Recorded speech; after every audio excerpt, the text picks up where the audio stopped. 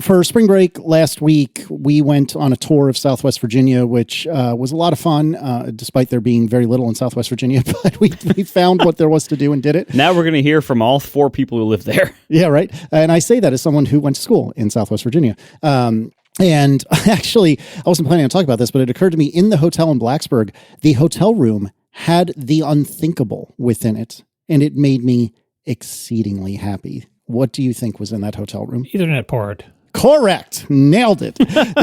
Not only was there an Ethernet jack, but it was connected and worked, which was incredible. So I was very, very happy using my little unified travel router to connect to the Ethernet. But anyways, that's not actually why I'm bringing this up.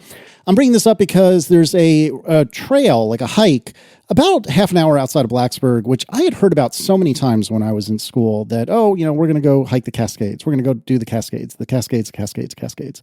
And I'd never actually done it when I was down there. But the kids and Aaron and me, we all did some hikes a couple of spring breaks ago in the Shenandoah National Park. Really enjoyed that. And so during this 3-night vacation / tour, we did a trio of hikes as well. And the biggest one was this first one at the Cascades Trail. And you basically drive from nowhere to further nowhere and then drive through a neighborhood and spontaneously just come out at like a parking situation and like a little hut with a bathroom. And then you start on this hike that goes to these really beautiful waterfalls. And the waterfalls, have the water cascading down them. I presume that's the genesis of the name, right? Well, anyways, on the way out of the hike, we did the 2 miles out, 2 miles back. Kids were absolute troopers. Did a great job. And then I was going to get in the car, and I was wearing my beloved workout shorts and one of my ATP exercise T-shirts, which we're sort of, but not really going to talk about in a second. And what do I hear as I'm getting in Aaron's Volvo for the second time in the last, whatever it is, 7 months? I hear clunk, clunk, clunk, crash. I just want to pause here for a second and ask the longtime ATP listeners, how long into that story did you figure out that Casey was going to tell us that he dropped his phone again? That is a great measure, because obviously Marco and I are cheating because we see the show notes and we know where he's going with this. But I'm just curious for the people listening. How you're listening, Casey's winding up. He's got a big wind up on his pitches. He's going along. When did you figure out, Casey dropped his phone again, didn't he? I think as soon as I said hike is probably when that was it hike? Was it just like the going on vacation? Was it middle of nowhere? Oh, it's so true. I want to be so mad at you, but you're absolutely correct. But yes, so at the end of the hike, I'm getting back in the car and I hear thunk thunk crash. And sure enough, my phone had fallen out of my workout shorts, which has happened from these same shorts once before. You'd think I would have learned, but no, I didn't. You get some new shorts with bigger pockets. Get pockets with zippers, something, anything. These shorts actually do have zippers, but the zipper broke, unfortunately. And so here we are. Again, this is a problem of my own creation. But anyways, I looked down, and sure enough, the pop socket had yeeted itself halfway across the parking lot. Are we allowed to say yeet? We're not too old to say that? Oh, no, we are, but I think that's actually your generation. No, it is? I think isn't that a millennial thing? Yeet? I think it is. No, it's absolutely much younger than us. All right. Well, anyway, I say you can say it. I declare that you can say it. Oh, thanks, Dad. Because it's out of style now, so it's suitably unfashionable for you. Exactly. Well, and definitely, it's definitely out of style now that we're using it. Precisely right. That's how you can tell, yeah. So the pop socket had launched itself across the parking lot, and sure enough, my phone was face down, and it was on blacktop cement, whatever it was. And I think to myself, all right, it's been about 6 months. That's probably about due for me to shatter the phone. And I picked it up, and it was pristine. It was perfectly fine. What? This is the second time this has fallen from a Volvo XC90 out of my pocket onto the pavement, face down. Both times it has been pristine. Is there a case on it or no? No case. No case? I think now I'm going to absolutely jinx myself. So let me do a little Foley work and knock on wood. I think I can declare Ceramic Shield 2 the real deal. And so I went back to the keynote from September to see who was introducing it and what they said. And it was Kyan Drance. And she said very little about it, but she did say there's 3 times better scratch resistance, and that they infused ceramic in a different way, in different molecular or chemical bonds or whatever. But the only real marketing phrase was 3 times better scratch resistance. I got to tell you, so far, I think I might have noticed like a little baby scratch, maybe, which by now every prior phone I've had has been freaking ruined. That's why I went to the screen protectors for the last phone, which I was going through like water, because I was constantly scratching up my phones, the face of my phones, the screen of my phones. There's maybe one itty bitty scratch, and it has fallen from like waist height onto pavement, face down twice, hasn't shattered yet. I have to say, I'm very impressed. As much as I've been pissing and moaning about the fragility of the screens up until now, in the 17 Pro, it's good stuff. I'm very impressed. Well, I would strongly recommend, Casey, that you not get the foldable iPhone. I've actually, I don't want to belabor this pre-show, but I've thought a lot about what I'm going to do with that. And I think this is classic Casey. I don't think I want a foldable phone because I think that's too much. And I don't think I fully acknowledge this classic Casey 100%. Mm-hmm. What do you think, John? 1 week after it's released? No. Hold I'm on. Just saying that the screen on that one is not going to be as durable as this one. I guess it's good that he can close it when it's closed, like the screen won't be, there'll be the outer screen. Anyway, it doesn't seem like it's the product for you is what I'm saying. Yeah, you can break 3 screens at once. New frontiers in screen breaking. No, but I've been thinking about, like, I think for me, I'm not in love with spending $2,000 on a phone or whatever it'll end up being. I'm not in love with, I don't think I want or need a foldable in my life, which again, classic Casey, I recognize that. But most importantly, I don't think I want to drop any of the 3 camera situations on my current phone. And everyone seems to think it will be 1 or 2 lenses on the foldable phone. And so I've been wondering, what do I do? And I think what I do is, assuming they all come out at the same time, which is also under debate, I think I do try a foldable phone because if nothing else, I should do it for the show. And then maybe on that jerk that returns it within 2 weeks, or it returns it on day 13 after having tried it because I decide, it's really not for me. But I think I got to try it. 2 cameras, by the way, Casey. What's your position on having test devices for your life as an iOS developer? I mean, Marco, with the ready reason to buy a new thing. I was going to say, I see the loophole building as we speak. I mean, that is fair, and maybe that is the rightest answer. Is I use a carry phone that is, the 18 Pro or what have you, and I have the foldable as the test device. I don't know. That's an interesting point. The reason I ask is that one of the excuses I've always used over the years is that when there is a reasonably new and different form factor of a device, I feel like I should probably have one as an iOS developer. Not only, just to have extra devices to put betas on and stuff, but also if it's a different form factor, I should know how that handles. I should know how it feels in the hand. Where should controls be? How big should controls be? How should things be laid out? And, and sometimes you can just guess, when the phone gets a little bit bigger, if things are generally the same other than a small size difference, that doesn't usually require, I don't have every single iPhone model. I have a few. But when something is as different as going from iPhone to iPad, you should probably have an iPad if your app runs on iPad. I think going from regular iPhones to the folding iPhone, that's pretty different physically. And there might also be very different software features. And yes, we will have a simulator that you can see how your app is laid out in the simulator. You can deal with probably whatever the multitasking system ends up being. I'm sure you can simulate all that. But I don't think that's going to replace the experience of actually handling it in terms of knowing how your app should look and work on that device. I think any iOS developer responsible for design and layout and controls who has any budget ability to do this is probably going to want to have an iPhone Fold of their own, even if it's not their daily carry phone. It's probably a good idea to have it and maybe live with it for a week or 2 or something, just so you can figure out how it handles and design your app accordingly, because that is going to be a pretty different experience for apps if the rumors are at all true. All right, we have some important breaking news. The ATP Store is back, baby. You can go to atp.fm/store, where John will proceed to take us on a nickel tour of all the different things that he has in store for you.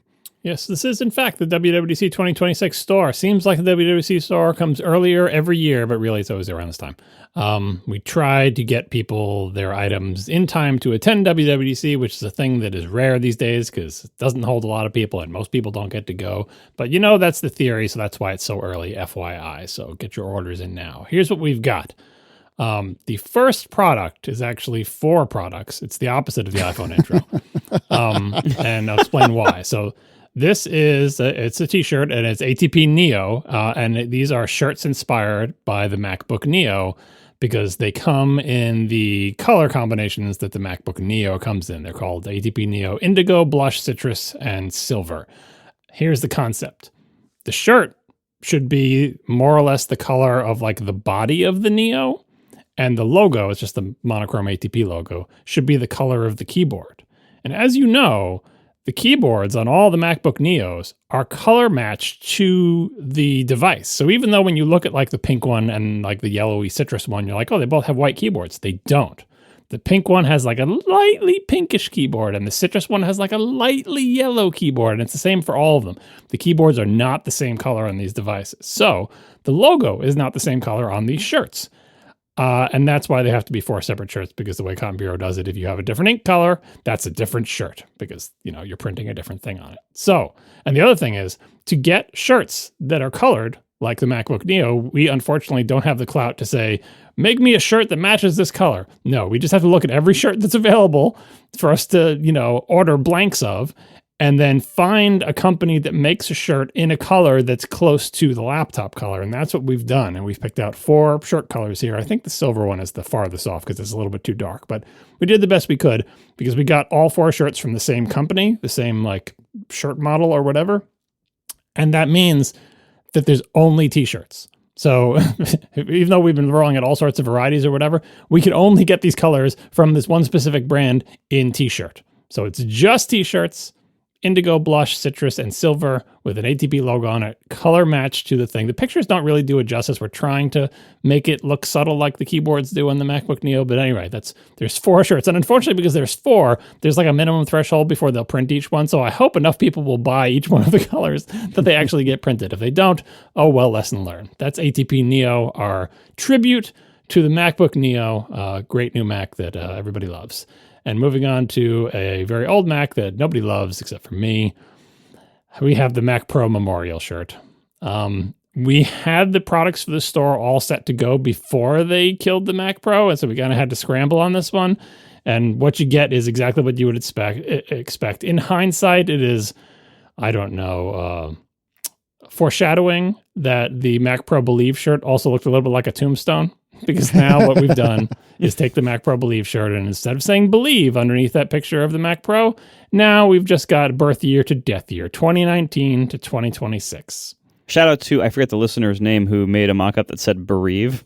Yep. Yeah, that's a good one too, but it requires you to know the other shirt, and honestly, it's not really bereaving because they really needed to be canned. But anyway, it's just, you know, the year range, and some people thought it should have the year like of the original Mac Pro, but no, it's the thing that's pictured on the shirt. The thing that's pictured on the shirt was introduced in 2019 and killed in 2026.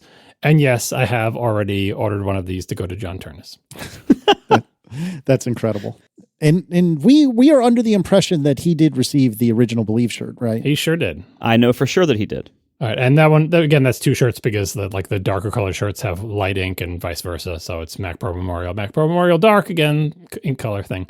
Then we have 2 shirts that probably should have been in the last sale, but I don't know, maybe it would have been too much. But anyway, last sale we did ATP T568A and T568B, our Ethernet wiring standard shirts, where we replaced the Apple 6-color stripes in the ATP logo with the colors of the conductors in an Ethernet cable according to the T568A and B standards. Well, this time we have 2 more shirts, T568A and B, but they're crossover cables. And you can, we put links on the store page. You can go to like the Wikipedia page. I'm pretty sure I got these right. I quadruple checked like 1,000,000 times and did so many Google searches. Here's what Wikipedia says. Here's what these things say.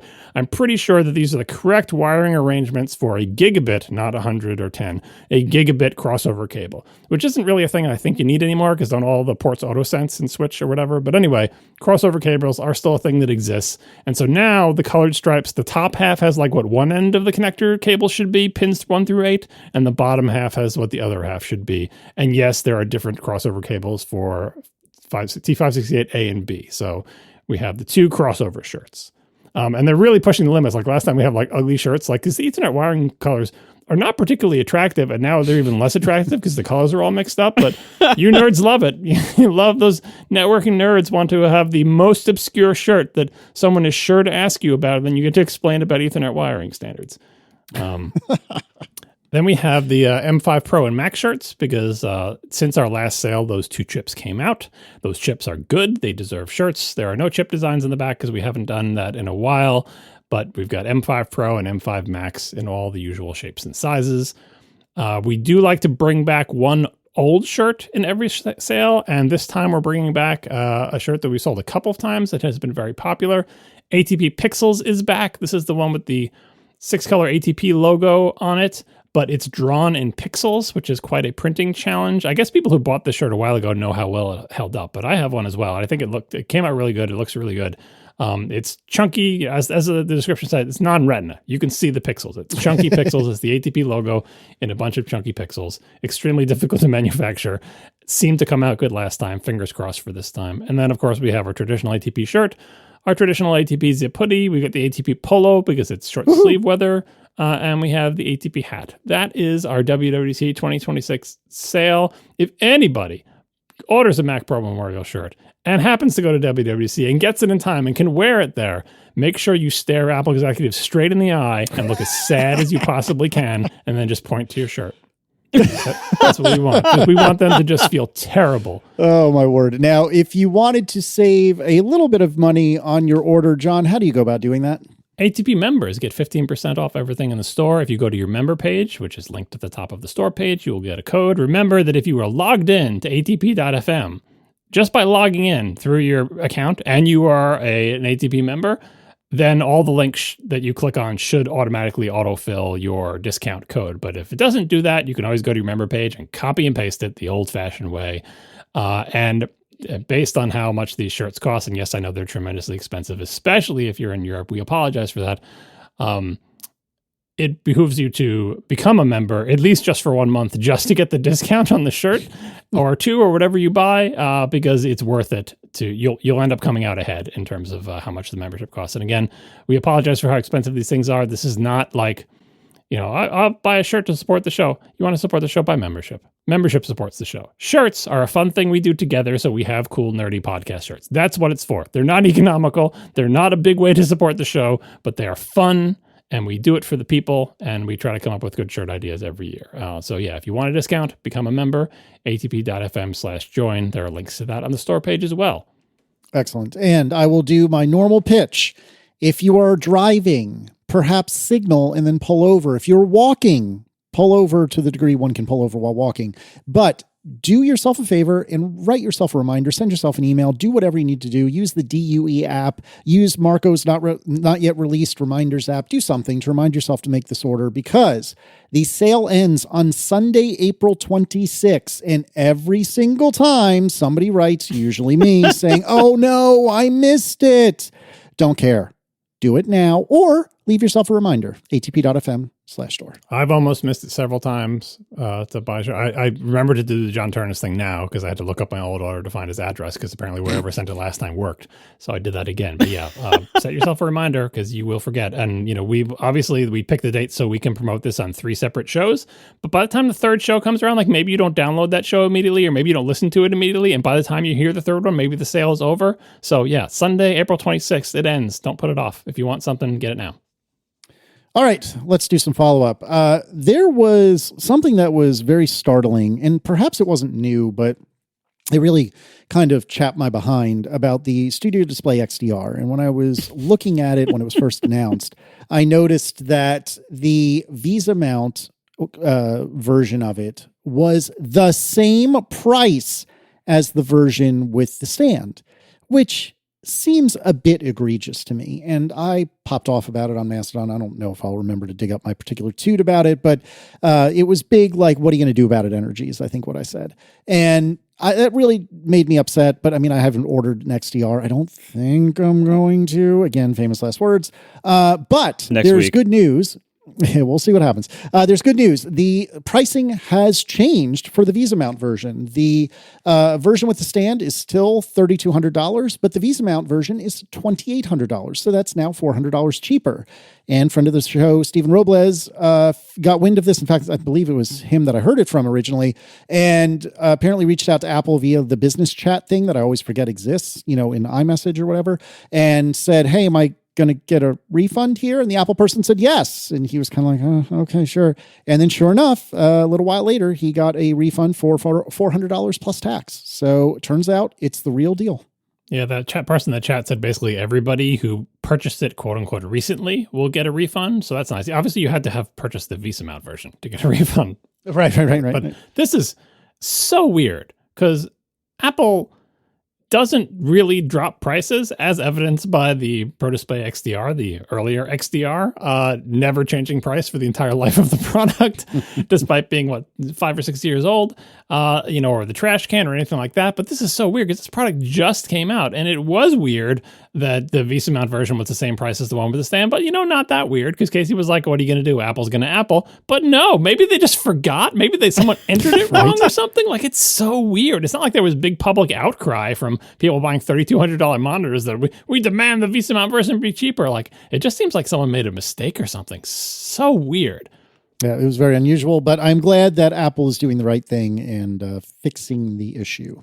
Very out of character. And then the same week that happened, I got an email from Google telling me that they were doing a price drop on my Google One subscription, saving me $50. When does that ever happen? Normally you get emails from like whatever thing you subscribe to and say, as Marco puts, it's always like, what, pricing update? Whatever the subject says. An update on your subscription. Yeah.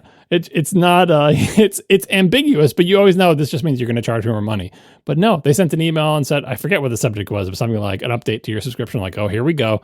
It's $50 cheaper per year. So I don't know what's in the water, but whatever it is, keep drinking it. Nice. All right. Ryan Himmelwright has a question for John. With the long-anticipated death of the Mac Pro finally here, John has made it clear that he intends to become a Mac Studio user. However, I'm curious to know what he expects his typical upgrade cycle to be once he makes the switch. He has an every other year cycle for his iPhone, and I think his iPad criteria tends to be, will this make my bedtime media consumption better? While the Mac Studio is far from Apple's most frequently updated Mac, it's still updated more than Apple's recent proper Tower Macs. As such, John's previous criteria of whatever decade Apple decides to release a new Tower Mac will likely need to be revisited. Thoughts? Also, before you answer that, it just occurred to me an ancillary question. Did you ever use, I'm sure we talked about this and it's slipping my mind. Did you ever use the Vision Pro in bed? And was that enjoyable or did you not bother? You're just going for the double entendres this episode. Yes, I did. I talked about it on the show. Okay, good. I watch movies in bed with it a couple times. I prefer the iPad, is what it boils down to. And Ryan basically got it right. Like the iPad, I am looking like, is this going to make my bedtime watching better? Because that's really all I care about. That's why I got the OLED one. I love it. I still love it. For the Mac Studio, though, my cadence is probably going to be not actually like as more frequent as you would expect it to be. Because the Mac Studio is updated frequently. Like I think they basically do it. I mean, the M3 Ultra one setting aside, I could get like a new one every year and a half if I wanted. The problem is the one I buy is going to be so expensive, especially with all the RAM and SSD price increases because of the stupid 8 terabyte SSD. And once I put all that money in, I'm not going to want to buy another one for a long time. Like that just tends to be my inclination anyway. I've used all my Macs for a really long time because I tend to buy them stuffed to the gills. And back in the day, I would buy ones that I could upgrade. So I'd use them for a very long time. Like my Macs was like, my line of Macs is not that well populated. It was the original Macintosh, motherboard updated to a Plus, then the SE30. Then I went from the SE30 to the Power Mac 6115 or the 6100 series Power Mac. And then from that to a G3 Tower. And then from the G3 Tower to the original cheese grater, the G5 cheese grater. And then from that to the Intel Mac Pro. And then to the 2019 Mac Pro. That's all the Macs I've ever owned for the life of the Mac. So there's huge gaps in there. Like I basically went from the SE30 to the blue and white G3 because the 6100 was really my parents' computer. That's a long time. But by the time I switched over, like my SE30 was maxed out on RAM, had a bunch of external hard drives, had a 24-bit color card and an external Trinitron color monitor. Like I used them for a long time as I stuffed them to the gills. So with the Mac Studio, assuming I can even afford a stupid 8 terabyte Mac Studio with a reasonable amount of RAM, that's going to be it for me for a long time as my bank account recovers, because that's going to be I'm just dreading how expensive it is. Every day there's a story that's like, oh, SSD prices are going up because of AI. I was like, I know. And Apple's prices are always terrible. So it's not the update frequency of the Mac Studio or the Mac Pro or whatever that's stopping me. It's just how much it costs. And so, it's kind of like, as I always say to people, like, maybe wait another year and save up a little more money. That's my mode for everything. It's like, just keep putting a little money aside every year so that 7 years from now, you can get the new Mac that you want to get. I don't think that will change much. We'll revisit this when we find out exactly how expensive the Mac Studio I want will be. Do you want to place a bet as to how much that's going to be? I don't even want to think about it. This is how much college will cost for Maggie situation. I don't want to. I mean, the only thing I have going for me is like, well, at least I don't need another monitor. You hear that? Do not break. Do not break. Right. Because I'm reusing the monitor. I'm going to use this monitor for a long time, especially since Apple doesn't make one this big anymore. I just need the little box. I don't need a keyboard. I don't need a mouse. It's going to be rough. Are the keyboard and mouse USB-A? For what? The Studio? No, the ones that you're currently using. No, I'm using the one that came with my Mac Pro. It connects via Lightning. Jesus. To what degree do you think you would max it out? Like, would you get the highest RAM amount offered, which is currently... let's make predictions. What will be the highest RAM amount when this thing comes out? Because true. That is not a given. I'm going to feel bad getting a computer with less RAM than my current one, and my current one has 96, but... I don't know what configs they're going to... Honestly, I don't need 96. As I said, when I got my 2019 Mac Pro, 96 gigs made me just not have to think about RAM. I haven't thought about RAM since I bought it. 96 is enough that I never have to think about RAM. I don't need a full 96. I would be sad, though, to get a 64 because, it's a downgrade after 6 years. So we'll see. And then 8 terabyte is my only choice that's bigger than 4, and I need bigger than 4. So, bleh. Right. So if you want above 128, you have to get the Ultra chip in the current configuration. I don't want above 128. Like I don't need any more than 9. I'd be happy to get 96 again if they offered it. They do offer 96 with the Ultra. Or if you get just the Max chip. You're looking at the M3 models though. Who knows what the configs will be like for the M5 ones? Right. You can do a 128 with the regular Max chip in the current configuration.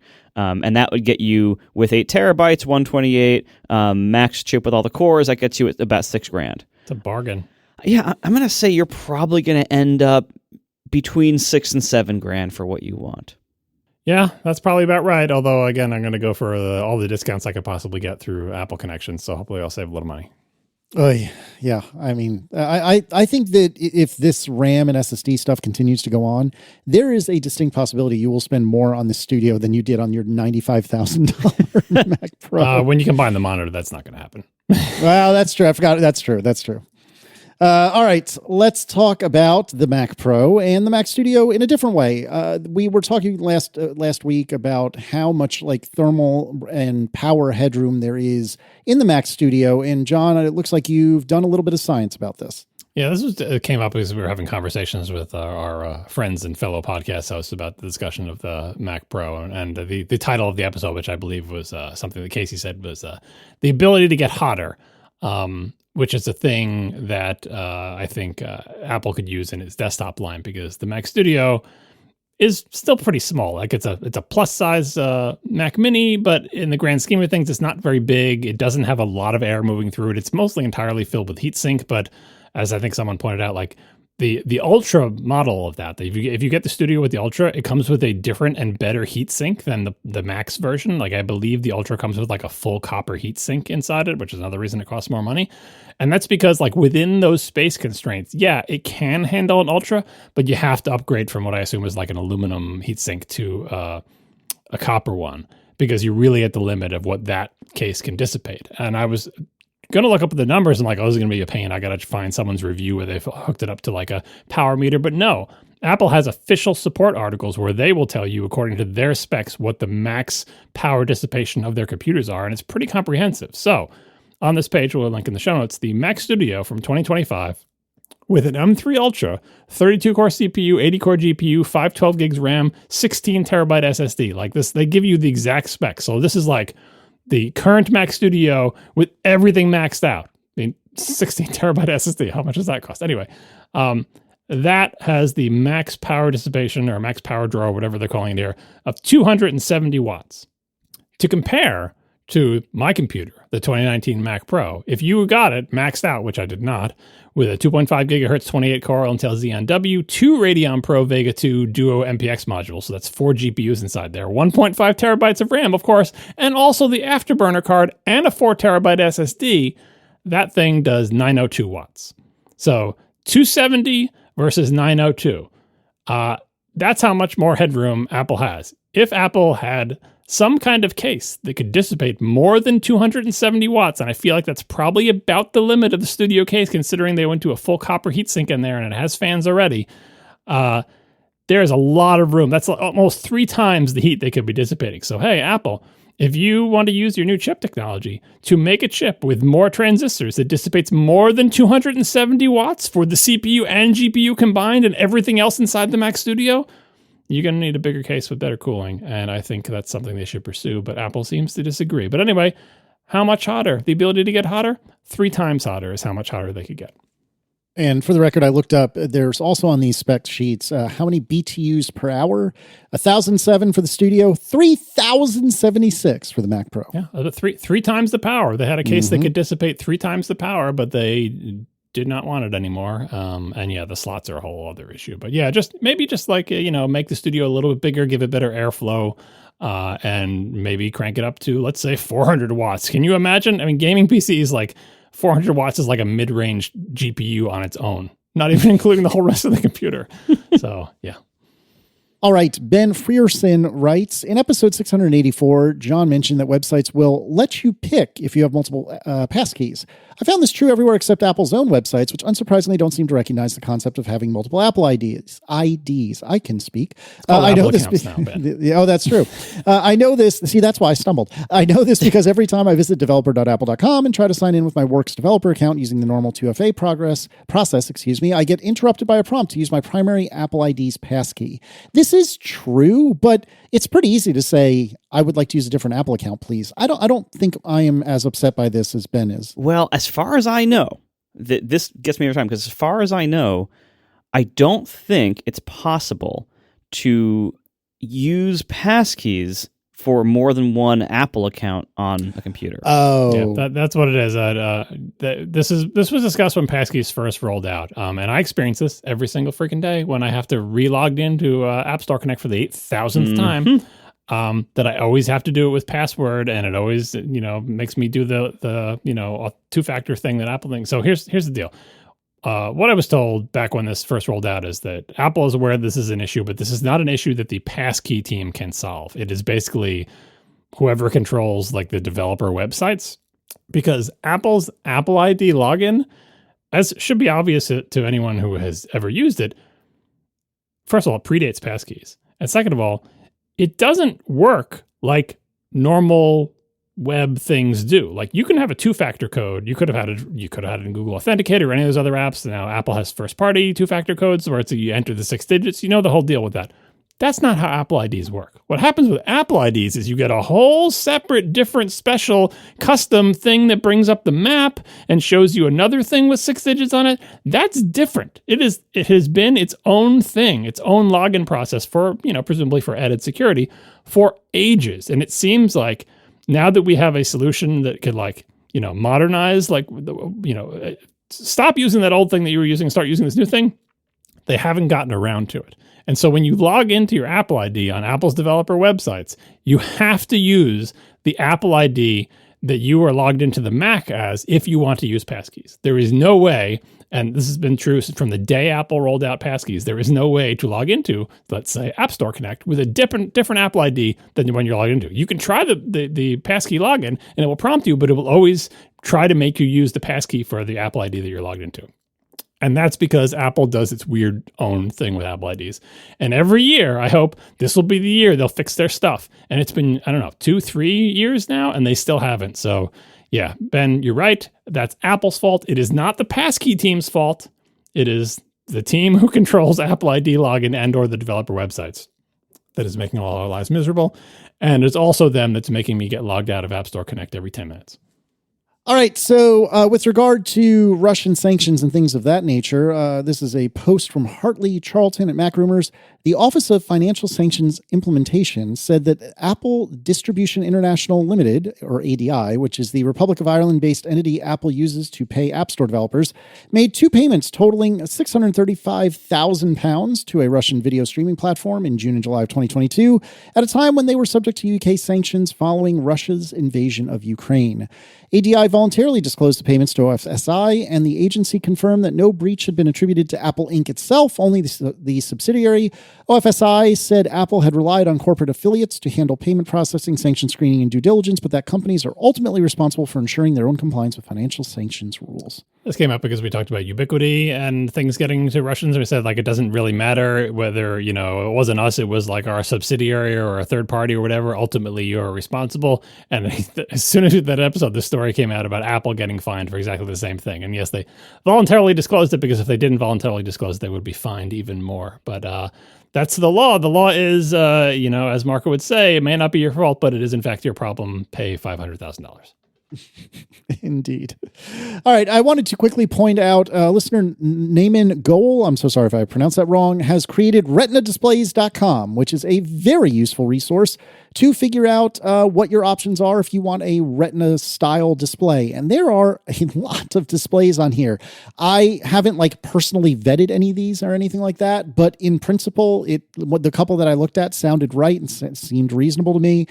So this, as Merlin would say, gets my official okie dokie. So good stuff. Yeah, we still haven't, all the monitors that were announced at CES still aren't out yet, because it basically takes the entire year for that to happen, or for you to give up on the ones that really aren't going to ship. But this website, in the meantime, is great. You can filter based on size, technology, if you care about that, whether or not it is shipping, whether or not it is discontinued. It keeps getting better all the time. So kudos to Naaman about this website. It's very handy.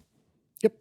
All right, let's talk about color spaces and CIE 1931 and Apple's 2026 CMFs. We talked about this, a month and a half ago. And I think I had theorized that 1931 was the time in which the CIE spec was created. And I think there was some dubiousness amongst us about that, including from me. But many people wrote in to say, that's right. It was in 1931 that the CIE 1931 color space was created. And then Eric Portis had a lot of really, really great feedback. Eric writes, the CIE 1931 color matching functions are not just a monitor calibration standard. They are the foundation of the modern science of human color perception. There are 3 functions, and I wrote about the 3-dimensional color space they create. As an aside, hi, this is Casey. I have never freaking understood color spaces. Maybe that makes me a terrible developer or an idiot, or maybe both. I don't know. But I've never understood it, and Eric's post about it is very, very good. And we're going to talk about another post here in a second, but I really liked Eric's post. And if you have any interest in this or want to learn more, I really suggest it. So that's Eric's post, which we'll link in the show notes. And then Bartosz Ciechanowski, I hope I got that somewhat close to right. Probably Bartosz. But Bartosz, I think you're right. Bartosz Ciechanowski, probably. All right, we'll go with that. Thank you, Marco, for saving me on that one. Anyway, this person has done some phenomenal websites about, or pages about different things, like the mechanical watch one. I still think that's one of the coolest things I've ever seen on the web. These are just incredible. And I didn't realize, this was before I started following him, that he did one on color spaces, and I didn't have the chance to read the whole thing before recording. It's quite a bit longer than Eric's, so you need to properly have a sit down and read it, but it's also very, very good. And Eric had pointed to that and said that he also wrote a great article with many cool interactive examples about the CIE 1931 XYZ color space and how it relates to familiar concepts like sRGB and the spectral locus, aka the XY chromaticity diagram that you've probably seen 1,000 times. Eric then continues, the whole deal with Apple's 2026 CMFs, as far as I can tell, is Over time, the R, G, and B light sources that drive color displays have gotten narrower in the range of wavelengths they produce. The red, green, and blue light sources used 100 years ago in the experiments that supplied the data for CIE 1931 CMFs emitted broader distributions of wavelengths than modern OLEDs and LCDs.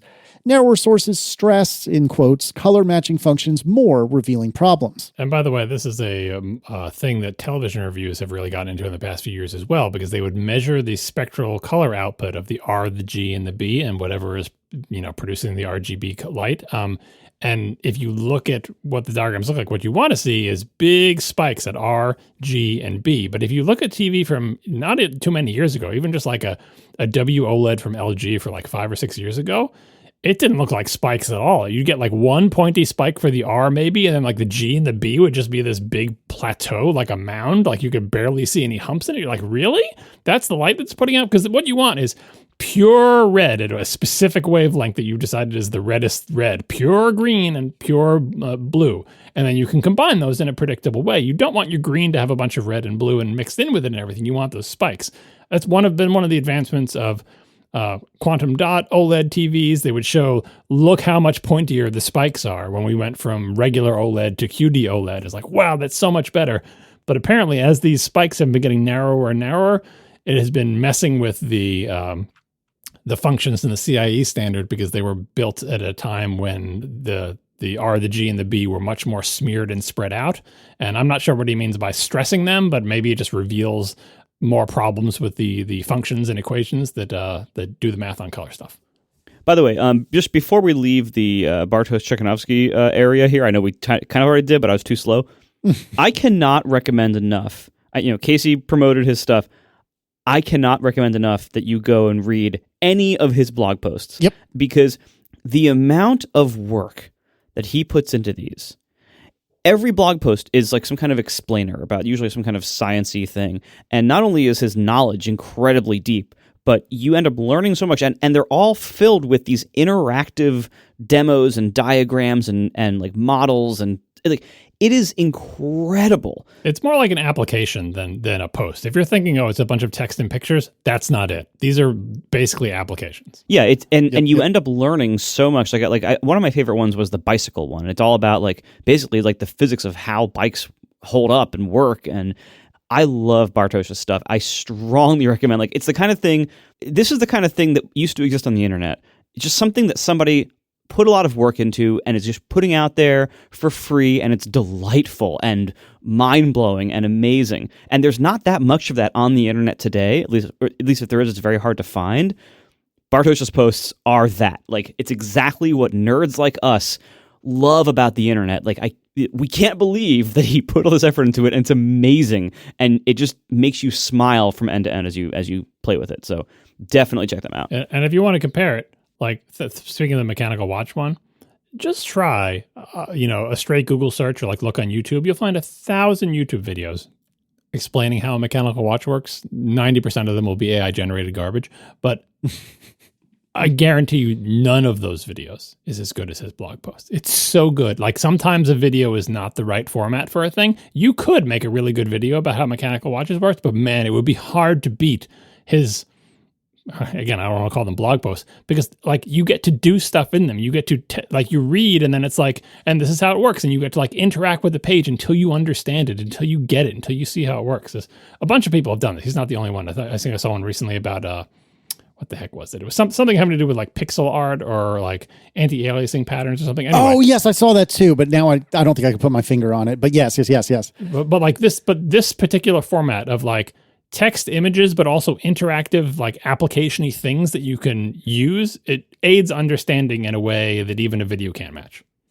I mean, for God's sakes, the top of the mechanical watch post, there is an extrusion. What is the word I'm looking for? One of those things where you can see all the layers. Exploded diagram, yeah. Okay, exploded diagram of a mechanical watch. That's interactive. This watch has got to be rendered in JavaScript or whatever, and you can explode out the watch. It just blows my mind. I cannot believe this is done with web tech. It's so freaking cool. Yeah, whenever there's a new Bartosz post in my RSS reader, I'll save it for like weeks until I have time to like really sit and like experience it. It's like saving up with, like, when like there's like a a new movie that you want to watch, or like the saving up for like the finale of your TV shows. You can really watch it. Like that's how I treat his blog posts because they're just so good and so delightful. Yeah, and he doesn't post often, but they're all incredible. But he has a Patreon, which if you're not going to go to atp.fm/join, that's the next best place to go. So you should check that out. I've been a patron for a while now, so you should definitely check it out. Going back to Eric Portis. Sorry, we got sidetracked there. Sorry, Eric. It's really hard to follow that. It really is. Problems with the 1931 functions have been known for a while, and the CIE itself updated its color matching functions in 2015, and Eric has provided a link, which we'll put in the show notes. It's impossible to convert from three-dimensional values, RGB or XYZ or XYY or whatever, derived from one set of CMFs to three-dimensional values derived from another set of CMFs, because reducing actual spectral area, a continuous distribution of light across a range of wavelengths, to three values that represent the quote-unquote same color is a lossy operation. Approximately all digital imaging, cameras, displays, content is based on the CIE 1931 CMFs, and approximately nobody uses the CIE 2015 CMFs because there's just no way to convert the 1931 base values to the 2015 base values. Apple had the bright idea to scope their 2026 CMF to be, quote, white point only, quote, and there's another link that we'll put in the show notes. This means that the Apple 2026 CMF calibrated displays can render content encoded with the 1931 functions and shift every pixel's color value by the measured error between the 1931 white and the Apple 2026 white, as measured using the actual spectral distributions output by the display. I'm so curious, writes Eric, how Apple's 2026 CMFs differ from the 2015 CIE CMFs, and what experiments or data they use to create them. Yeah, I think this is such a great explanation, and it ties into the fact that CIE 1931 is literally from 1931. If there are problems with the standard and it's not keeping up with modern technology as our screens get better and everything, why don't we change it? Well, I think that Eric has explained here, like there's no way to convert from one to the other. So it's kind of like, look, everyone has to kind of agree to move to some new color measurement standard. And even though they made a 2015 one, people couldn't even move to that. So Apple's kind of like, look, we can't just make a new standard and everyone's going to use it. We need to make something that we can convert from the CIE 1931 into this. So they're saying, we'll just pin the white point and move everything else. Like we're in a bind here because we're using technology and math made in 1931 that is outdated and inadequate for the current problem space of modern monitors. And yet we can't get everybody to just lift up and say, all right, everybody, we're going to start driving on the other side of the road now, or like whatever analogy you want to make. And so that's why we're using a standard from 1931, because apparently getting off of it will require a degree of cooperation across many industries that is seemingly not possible. So yeah, 1931, that's the year. All right. We had a bunch of follow-up with regard to Long Island and the mainland.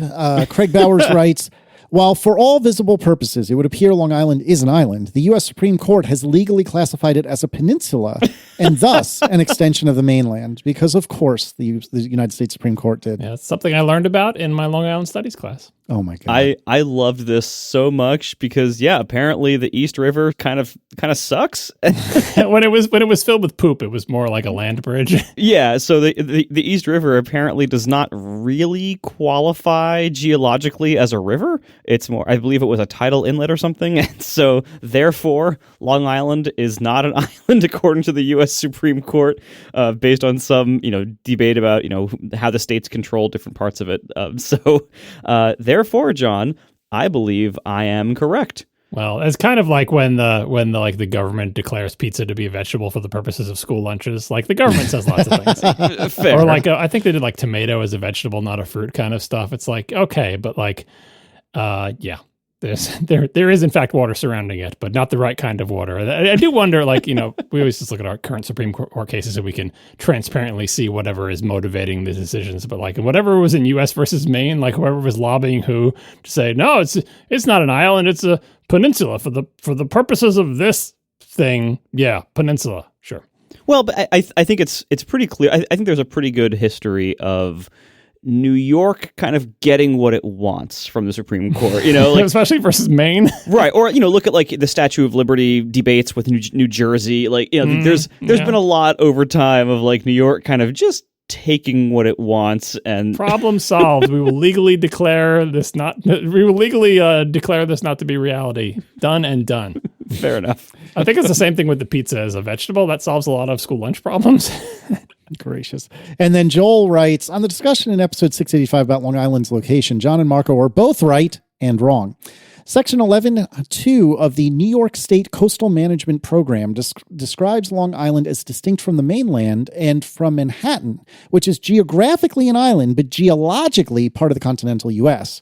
Quote, Long Island is a detached segment of the Atlantic coastal plain, separated from the mainland on the north by Long Island Sound and from Manhattan on the west by the narrow East River and the New York Harbor. The Atlantic Ocean completes the island's saltwater encirclement, quote. Then back to Joel. Interestingly, Section 2-5 of the CMP also references the mainland of Long Island in a few places, two of which are here. Quote, the most extensive beaches in the state's coastal area are found on the barrier islands and mainland of Long Island, particularly along its south shore. And then the second instance, barrier islands earn their name in this way by protecting the waters of the inland bays and the shoreline of the mainland.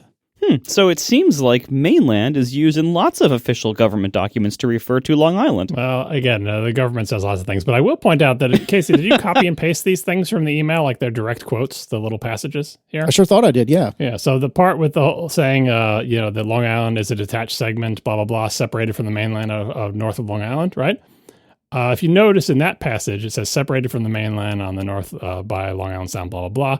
But then in the other two passages, where it says found on the barrier islands and the mainland of Long Island, mainland has scare quotes around it in both instances. Separated from the mainland of Long Island, kind of like when you see like fresh vegetables and the fresh is in quotes, you're like, So one instance of this requires no scare quotes because it is accurate and direct. And the other one is like, well, kind of like the mainland of Long Island, quote unquote.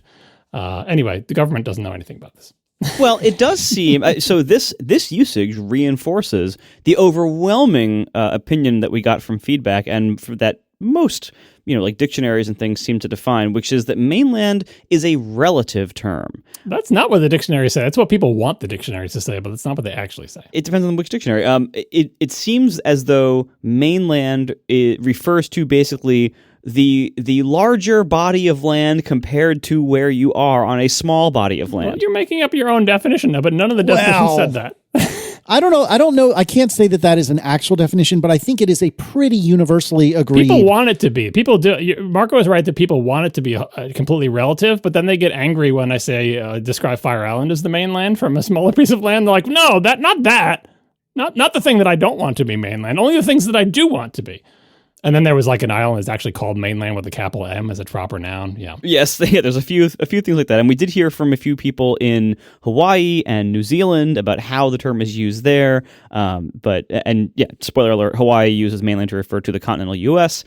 New Zealand is delightful, and I forget what they said. New Zealand has a thing. New Zealand actually gets in under the definition, which a lot of people didn't know until I sent the definition back to them, because New Zealand has, as people said, 700 islands. But anyway, it's two big ones, two big things that make up New Zealand. One is bigger than the other, and that one is referred to as the mainland because, according to, I don't have the text in front of me, but most of the definitions say like the larger part of a continent or country.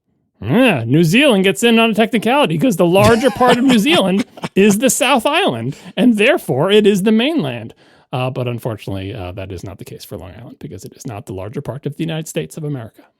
Well, in conclusion, John, you are still wrong. However, I will offer one more additional side note to the listeners. If you are trying to make an argument to us, sending us the output of an LLM does not make the argument. I wanted to say this as well, but I didn't want to be a turd about it. But yes, we have gotten I'll be the turd. We've gotten so much people sending us just a transcript or perhaps a link to like a long-running conversation with a chatbot. Let me tell you, I do not want to do. There's very little that I want to do less than reading someone else's conversation with a fucking chatbot. No, thank you. I mean, it's kind of like reading their diary. It's like, I appreciate the sentiment, but like it just feels weird reading. Like it's like reading someone else's Google searches. Like it seems too personal. Yeah, I think it's for me. It's somewhere between Google searches and somebody telling us about their dream. Like the thing is, you'll never find somebody on this podcast who likes chatbot LLM results more than me. I use them all the time. But that's not a source. It isn't an argument winner. It's a summary and sometimes fever dream of facts that may or may not be real and may or may not be helpful. That's something that you keep to yourself and you use for your own personal uses, but the output of an LLM is not information to win an argument.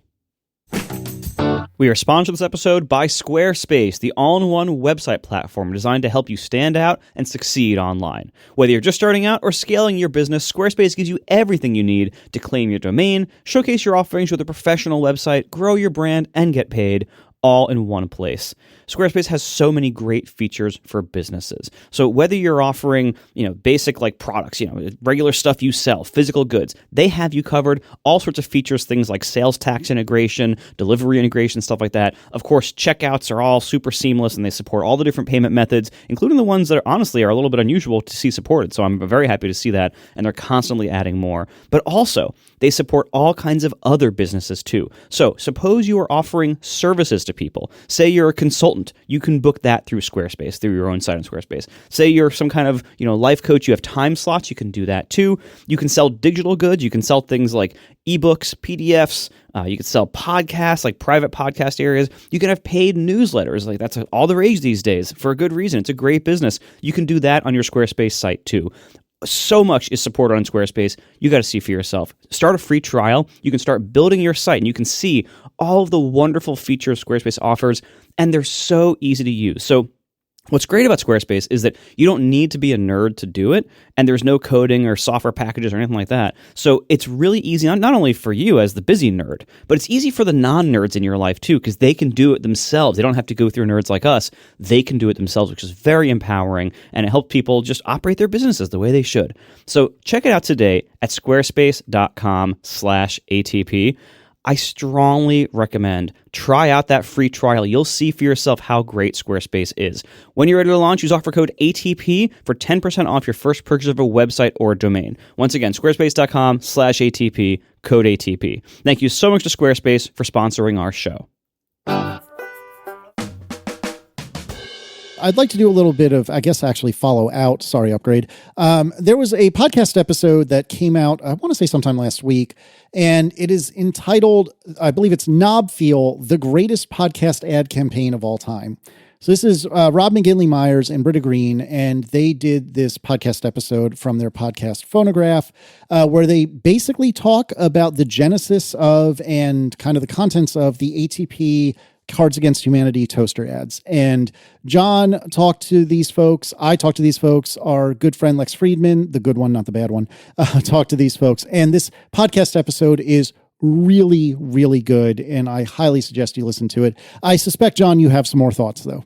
Yeah, when I tweeted about it, I said, I don't know if this episode is better if you already know the story of this stuff or if you don't know. But it is very much like I don't know how to describe it, like not This American Life, but that type of or 99% Invisible, or like a well-produced, scripted, interestingly put together exploration of a particular weird topic.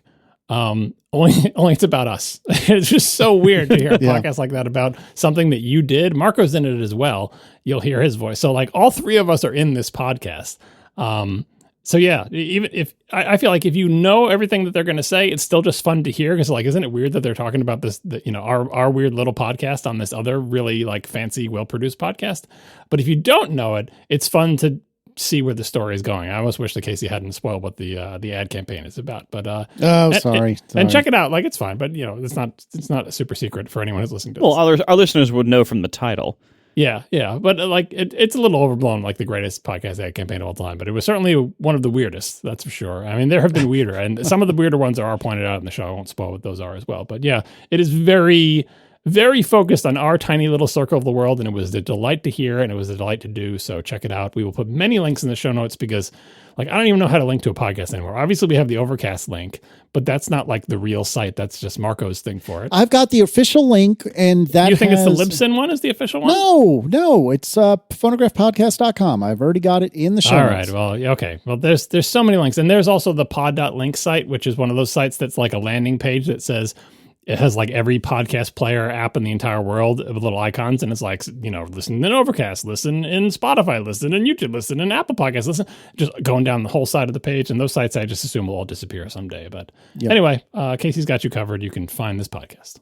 Yep. And I also did a little write-up on my site about that, which I'll link, which is not too terribly exciting. But I mean, most of what I was saying was how freaking weird and flattering is it that somebody's like history lesson is about us three dorks. Like, that's really freaking cool and really freaking weird, but it's good stuff. It was delightful. It was incredibly heartwarming to listen to. And I listened to it in the car on the way upstate with my family. And so my son got to hear that. He's like, that's you. And they're talking about you. And it was a very nice experience for all of us. It's my father's voice coming back from the car player. It's recorded. Yeah.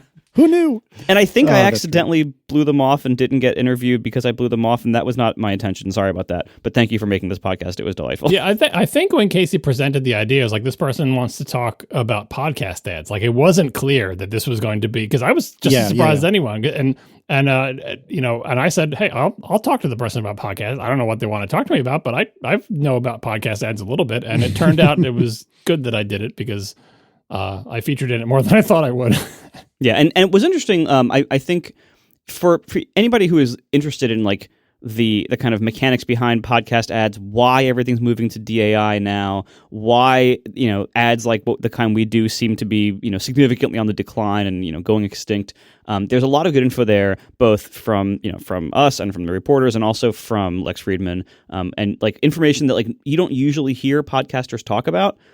Just like how they're sold, what dynamics have gone on behind the scenes. So if you are interested in that whole market, I think there's a lot of interesting information there as well. But it's also just a nice story about our toaster ads. Yep. All right. Marco did the unthinkable, what was it, a week ago? And you remembered how to post to your blog. I'm shocked that you knew how to do this. Did he remember, or did he have to figure it out again? Did AI post to your blog, Marco? Did you give the contents of the post to some AI and say, please figure out how to get this on marco.org? Nope. And I also did not use any AI tools in writing this blog post. Very well done. All right. So all snark aside, why don't you tell us about this, please? So everybody was celebrating Apple's 50th anniversary last week. And I do think it's worth pointing out that we didn't do anything on this podcast to celebrate it. That's Casey's the one who should feel bad about that, but that is exactly appropriate for me. Yeah. He's Mr. Anniversary. I'm Mr. No Anniversary. Nothing. So I'm on message. That's true. And honestly, I think the other podcasts in our kind of nearby podcast neighbor sphere, I think they did a good job covering it, and whatever they did was more of a anniversary celebration than anything we would have done. And so I'm happy to have left that to the other podcasts. They did a very nice job with it. So for me, I was trying to figure out, should I post something about Apple's 50th? I had a little bit of a hard time deciding on an angle because, my feelings about Apple these days are mixed. They do a lot of good and they do a lot of bad. And there's a lot about them that I still love. There's a lot about them that I will always love. And there's a lot about them that I wish they would improve. And we often, on this show, push for that. The reason we push for things to improve when we think they're in a bad spot is that we love these products so much. And if Apple doesn't serve our needs very well, or if they stop serving our needs, the industry has made it pretty clear that they're not really going to pick up the mantle and start serving our needs. There's other things out there that are good, but the way that we love the basic computer, like the Mac, the personal computer, the way that we love that, and even to some degree the way we love other general purpose computing devices like iPhones and iPads, other companies are just not going to do what we like in those roles for lots of reasons. Many of them won't. Many of them can't. The market has moved on. These are mature platforms, mature industries. Things are locked down, locked out. So if we want computers to be the kind of thing that we love, the way we've always known them, a lot of that responsibility falls on Apple. With the 50th anniversary, there was a lot of looking backwards. All the good things that Steve Jobs and Steve Wozniak and the older company, and then over time, the middle of the company's era, all the great things they did. there wasn't a lot about the Tim Cook era in these retrospectives, except for like the, Tim Cook scaled everything up. Yeah, that's true. Okay. I don't have anything really nice to say about the Tim Cook era beyond that. And so I decided I'm not going to address that.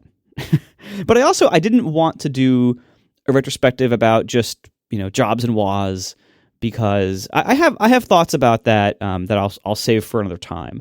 And I also didn't want to just complain about everything in this blog post. We are obviously near the end of the Tim Cook era, and the John Ternus era seems like the most likely thing that's going to follow it. And so I kind of wanted to leave a letter to John Ternus in almost a way of like the way that I imagine like CEOs and presidents leave letters to their successors. Like I know that that's actually a thing with presidents. Sit down and write 2 letters, right, Casey? Nope. Yeah, come on, Marco. For your first and last day? I forget the rest of the reference. I don't remember where this came from. It's probably apocryphal, but or maybe it's a real thing. But anyway, the thing is, I can't even give you the context. So basically, like a new political leader comes into power and finds 2 envelopes on his desk, and they say, if you get in trouble, open up the first envelope. If you get into trouble again, open up the second one. So he eventually gets into trouble. He opens up the first envelope, and inside is a piece of paper that says "blame everything on me." Basically, blame everything on your predecessor. Mm-hmm. And then he does that, and it works. And then time passes, and he gets into trouble again. He opens a second envelope, and it says, "Sit down and write 2 letters." It's very good. A letter to John Ternus. Blame everything on Tim. Is it the first letter? No, and so what I wanted to do here was basically like, and in some ways, I'm pretty sure Apple execs see blog posts. They see press. They see this kind of thing. They don't hear podcasts. Probably not, but at least not all of them. But I was pretty sure that if I wrote this way, if it was reasonably short, if it was reasonably constructive, and if I named it a letter to John Ternus, I was pretty sure there was a good chance he'd probably see it at some point. From his vanity Google searches? Who knows? But like somehow this would be sent to him by somebody. I think that the odds of that, knowing the way Apple's execs, do read a lot of stuff that is, posted by our community, I figured there's a good chance he'd see it. And if not, enough higher ups would see it, it would still do some good. And what I wanted to do was basically just reinforce our principles. Not just what Apple stands for, but what we who are on what we view as the good side of personal computers, like what we believe in with computers. And, number 1 is we love computers. Number 2 is computers serve us and they enhance our lives. We don't need our computers to control us, restrict us, take advantage of us, and that we are the owner of the computer and we are the customer being served. We are not the resource being harvested by a barrage of upsells and privacy invasion and tracking and all that other stuff. I believe Apple best represents those ideals in the computing industry by a mile. They are way ahead of everyone else in all of those ideals. But I also firmly see and believe, while they are ahead of everyone else, their own adherence to those ideals is declining and has declined significantly under the Tim Cook era. As they've pushed into services and upsells, there are promos everywhere, there are ads everywhere. The computer does feel like it is taking control away from its customers and owners and treating us more like resources to be harvested and annoyed. I think Apple is they're in a dangerous place here for their ethics, their morals, their quality, and for the things that we care about. So what I was hoping to do with this is keep it very short and try to advocate for this mindset to not be forgotten. And a little bit of historical reference to Jobs and Woz, because I do think Jobs and Woz, both in their very different ways, both very much believed in these things and practiced them. Woz wasn't honestly there for that long, but certainly the Jobs era Jobs practiced this. Jobs pushed for this. He advocated for this. He cared about this. Tim Cook doesn't care about this stuff at all, doesn't even know about it, doesn't care at all. I get the impression that John Ternus is a nerd like us. At least in hopefully in the good ways. He seems like a generally better rounded human being than us. But hopefully he does seem like he is the kind of person who would share these ideals. Somebody who loves computers and wants to make good computers that serve their customers, not just the vendor or not third parties. He seems like the kind of person who would believe in this. And so I wanted this to kind of get out there and reinforce these beliefs and bring them into the discussion. And I think it did. I mean, I haven't gotten like a ton of traffic or anything, but like it achieved what I wanted to achieve. And I think the way I wrote it, it is very likely to get to him somehow.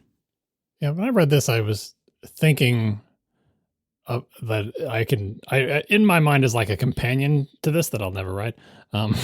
Like, because when I think about stuff like this, and this actually what you said about it actually reminds me a lot of my thoughts and some of my words about the case for a true Mac Pro successor blog post I had all those years ago, especially in terms of like bean counters and car guys type of stuff or whatever. And it's the same type of thing of like, well, mine was more of like a story thing, whatever. Just like advocating for, as you said, like our values, what we love about Apple. You know, this is what we want. This is the good stuff. And anything you're doing that is not this is not what we want, right?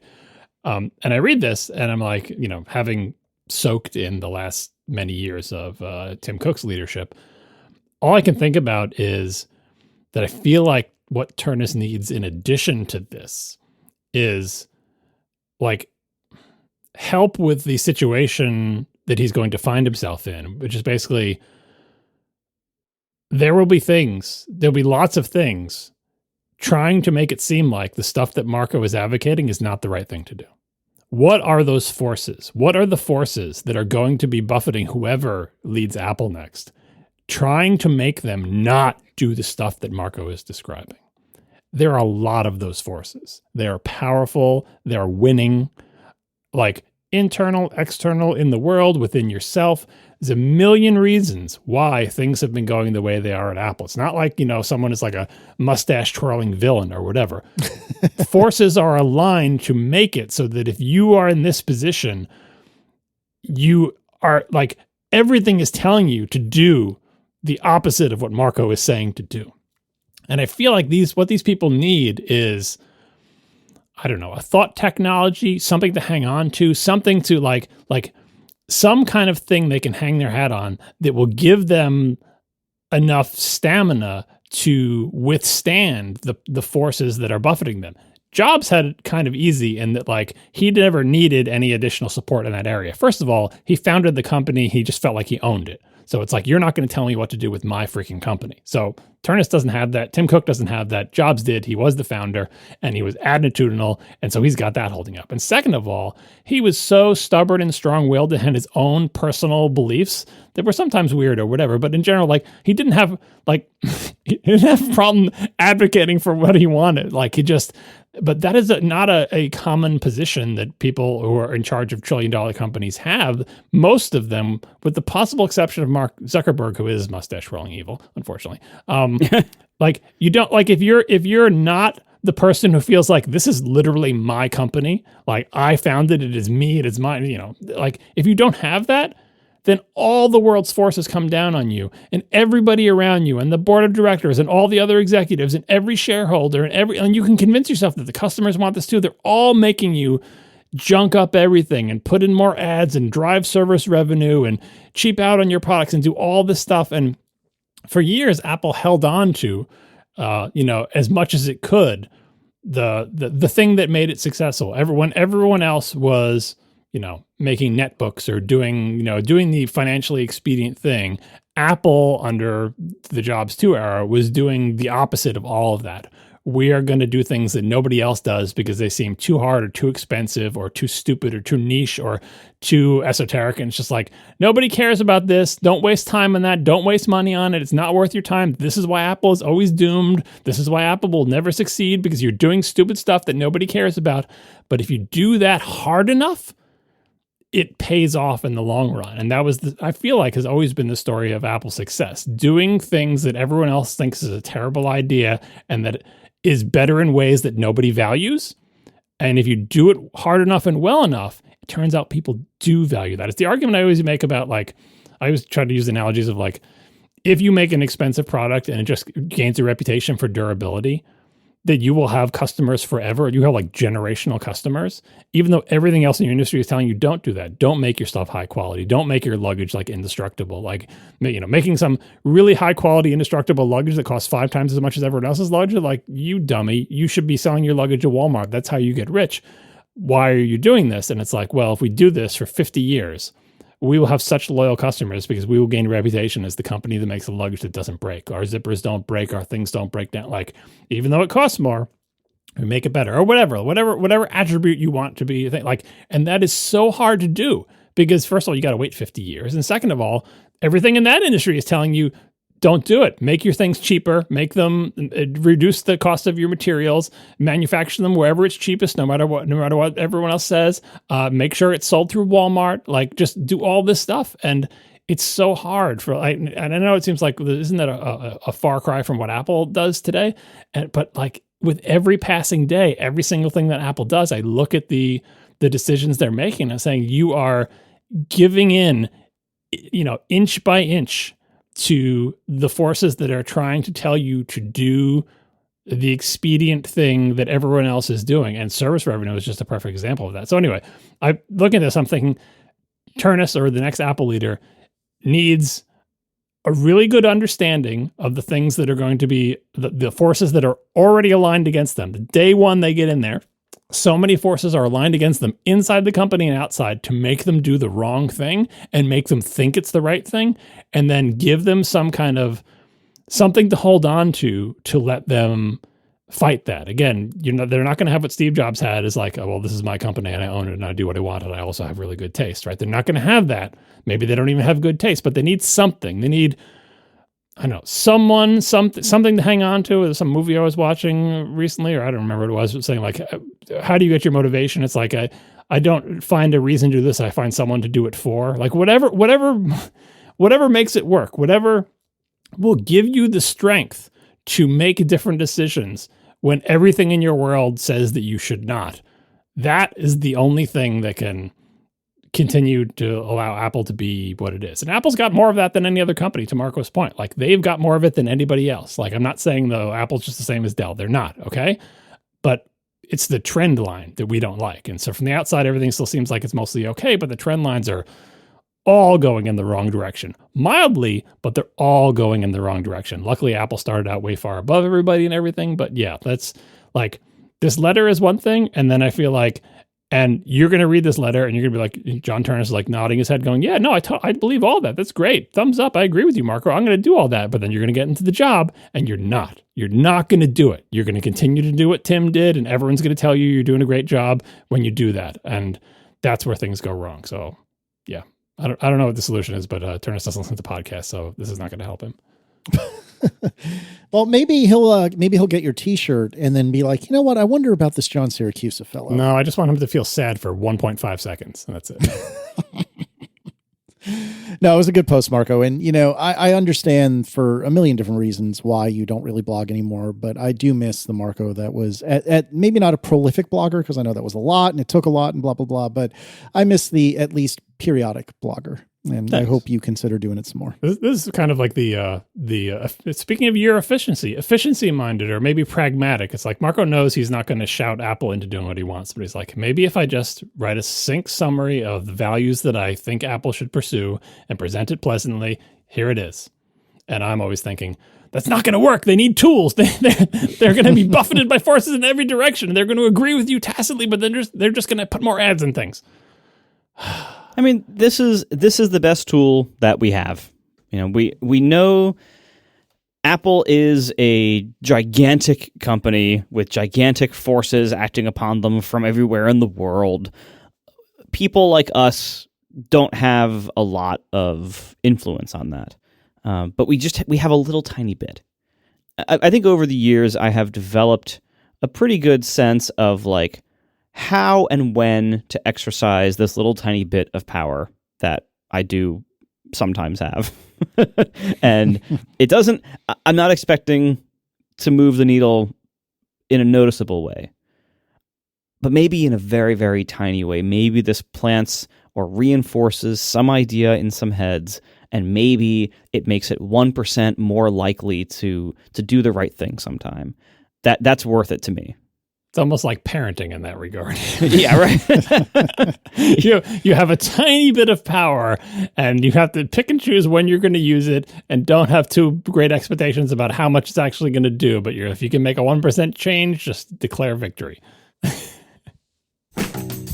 We are sponsored this episode by DeleteMe. DeleteMe makes it easy, quick, and safe to remove your personal data from hundreds of data brokers online at a time when surveillance and data breaches are common enough to make everyone vulnerable. So data brokers are those sites that if you search for someone's name, they'll come up and they'll advertise like you want to get their home address, their phone number, their history, whatever it is.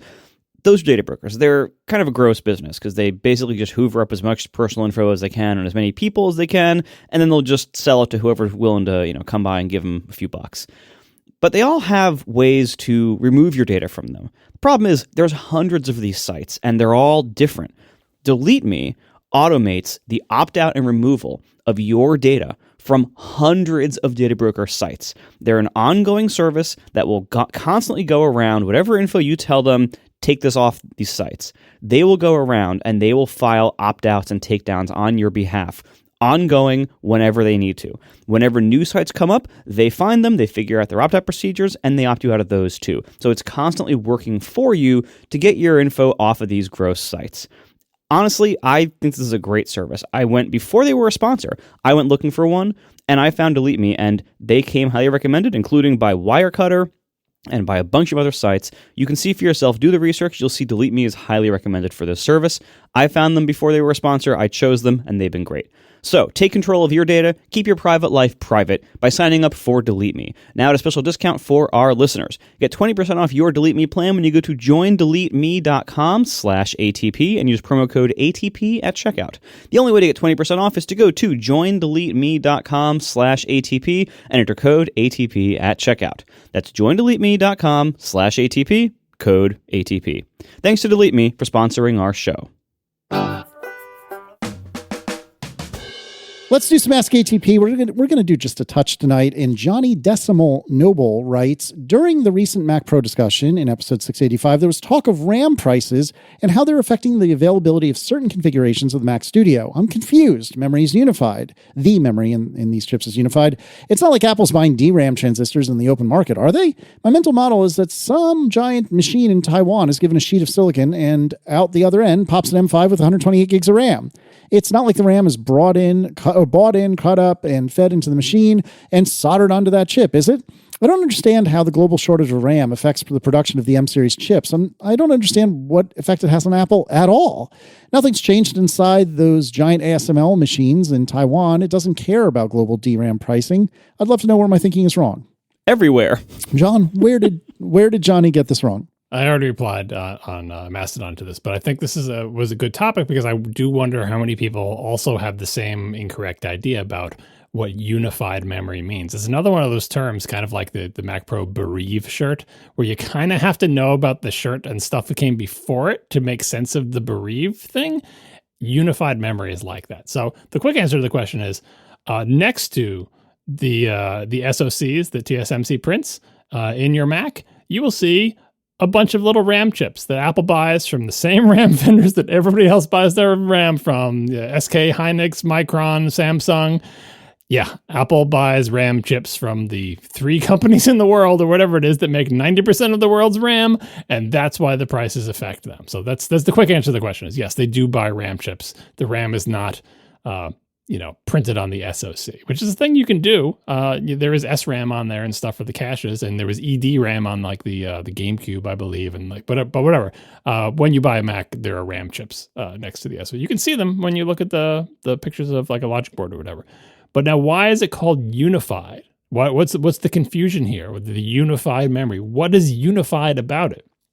And it has nothing to do with where the transistors that make up the RAM are, although they are very close to the SoC. Because again, if you see like an M2, I sent a picture of an M2 chip. It looks like a little square that says M2, but like 3/4 of the square is the M2 SoC, and then 1/4 of it is 2 RAM chips. And they're like touching it. They're so close to it. They're right there. And yes, they are soldered down next to it, but they're just plain old RAM chips. But that's not what makes it unified. What makes it unified is that in the olden days, when you made a computer, you had memory or RAM or DRAM that was in SIMs or DIMMs or whatever that the CPU would read, and that was your computer's memory. You got a computer with 1 megabyte of memory or whatever. But then if you had a video card in that computer, 3D, 2D, any kind of video card, sometimes the video card would have its own memory just for the video card, and that was called VRAM for video RAM. And the video RAM would be used like in a 3D card. It would store textures and geometry, and the video RAM, especially on fancier 3D graphics cards, would have huge bandwidth to the GPU that is on the video card, like just really, really wide buses. They were optimized for moving huge amounts of data into and out of the GPU. And how did that data get into VRAM? Well, the computer would ship it over, probably out of its regular RAM, and it would say, here, video card, you're going to need these textures and this geometry to do your work. It would send it over the bus, PCI bus or whatever, AGP bus, whatever bus was the bus of the day, and it would go into VRAM, and the GPU would read and write to VRAM and do all of its stuff. So you had these two pools of memory, regular RAM that the CPU used, and then VRAM that the GPU used. Unified memory means not having a separate pool of VRAM and regular RAM. Macs in the Apple Silicon age have one pool of RAM that is used by the GPU as its quote-unquote VRAM and by the CPU as its regular memory. And it's any part of the RAM can be used by either one. And they both have a really fast, really high bandwidth connection to that RAM. That's how it works, right? If it was just like, just have a GPU and a CPU and just one pool of RAM, that one pool of RAM would be too slow and too low bandwidth. That's why they had VRAM, special VRAM with really high bandwidth to the GPU. But what Apple did is they said, we're going to take our RAM and we're going to make it a huge, wide, fast, low latency bus and solder the chips right next to the SoC. And now that pool of memory can be used by both. And this is one of the reasons why the early days of people saying like, oh, it's okay for a Mac, Apple Silicon Mac to have a smaller amount of RAM because it has unified memory and that makes it use less RAM. The opposite is true. Back in the day, if you had 1 gigabyte of regular RAM and 512 megabytes of VRAM, you had a total of 1.5 gigabytes of RAM in that machine. 500 gigs for the video card and 500 megs of video card and 1 gig for the RAM, right? If you unified that, you'd want it to be combined. You say, okay, well, I'm just going to throw away the VRAM and leaving you with just the 1 gig. Now you have less RAM. So it seems like you have less memory. It's like now I have the GPU fighting with the CPU for who's going to get to use what part of the one single pool of RAM. And in Apple's case, that one single pool of RAM isn't any bigger. So yeah, it seems like you're wasting more memory unless you always have the same amount you would have. Even today, if you buy a gaming PC, you can get a gaming PC with 16 gigs of RAM, and you can get a video card with 8 gigs of VRAM in it. That's still, to this day, how gaming PCs work. They have dedicated video memory on your NVIDIA card that's just for the GPU, and then they have dedicated RAM that's for the CPU. But that's not how Apple things work. And believe me, Apple does not take a 16 gig computer and then take the 8 gigs from the video card and combine them. No, you just get the 16 or 8 in the case of the Neo. Again, the way they make this work is because the RAM is very fast. We always talk about those memory bandwidth figures that we give. Very fast, very high bandwidth, very low latency. And it is equally fast when the CPU is using it or the GPU is using it. And the CPU and the GPU are in the same SoC, even if they're not on the same die as they are in the M5 Pro and M5 Max. So anyway, that's what's unified about it. It has unified VRAM and regular RAM into a single pool of RAM, but that single pool of RAM is on RAM chips made by the same RAM manufacturers to make everybody else's RAM chips. And that's why I'm going to pay way too much money for my Mac Studio. Job done. All right. Thank you to our sponsors this week, Squarespace and DeleteMe. And thanks to our members who support us directly. You can join us at atp.fm/join. One of the many perks of membership is ATP Overtime, our weekly bonus topic. Every single episode has about 20 minutes maybe of extra content, one new topic that we couldn't fit in the main show. That's Overtime. This week on Overtime, we're going to be talking about the Claude code leak and how Claude actually works. That'll be really interesting, so join to hear that, atp.fm/join. Thank you so much for listening, everybody, and we'll talk to you next week. Now the show is over. They didn't even mean to begin, 'cause it was accidental. Oh, it was accidental. John didn't do any research. Marco and Casey wouldn't let him, 'cause it was accidental. Oh, it was accidental. And you can find the show notes at atp.fm. And if you're into Mastodon, you can follow them at CASEYLISS. So that's Casey Liss, MARCOARMENT, Marco Arment, SIRAC, USA Syracuse. It's accidental. They didn't mean to. Accidental. Tech podcast so long. A few weeks ago, I did an after show where I tried a Garmin smartwatch or sport watch, whatever they're called, a Garmin watch instead of an Apple Watch. And my conclusion was basically, I see why other people might want something like this, but I don't want something like this. And it seems like it is a very bad smartwatch in order to be a pretty possibly good sport or activity watch. And I got a lot of feedback about that.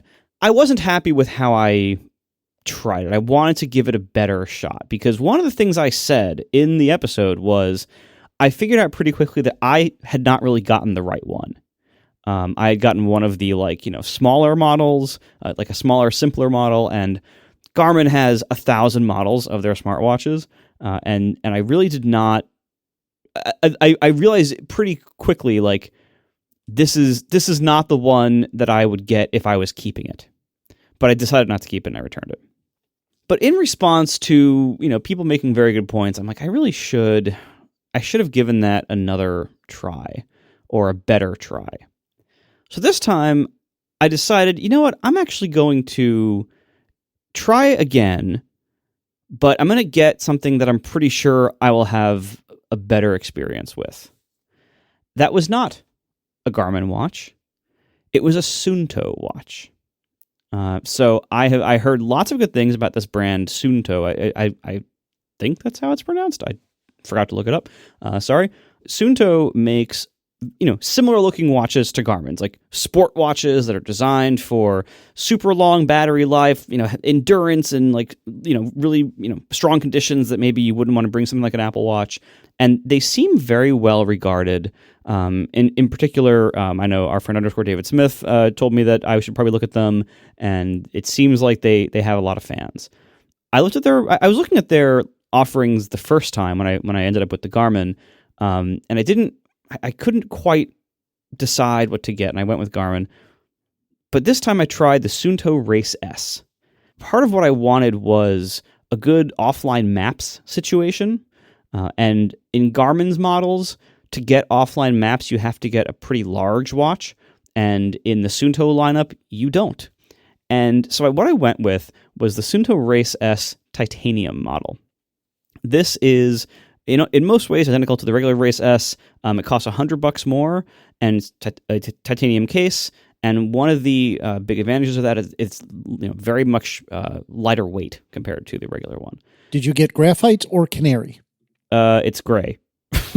I guess they're both gray. Well, they're all gray. Dark gray or slightly less dark gray? I believe, yeah, I got the dark one. So, but I I ended up buying, they have an orange strap version that I just bought the strap separately on Amazon for, I think, $50. So here's my impressions of the Suunto Race S. Now, as for context, I took another very long walk, and I was wearing both the Suunto and the Apple Watch Ultra. This is do the underscore pose. I was going to say the prototypical underscore pose. Very well done. Yep, I was definitely doing my best underscore impression. You didn't make his face though.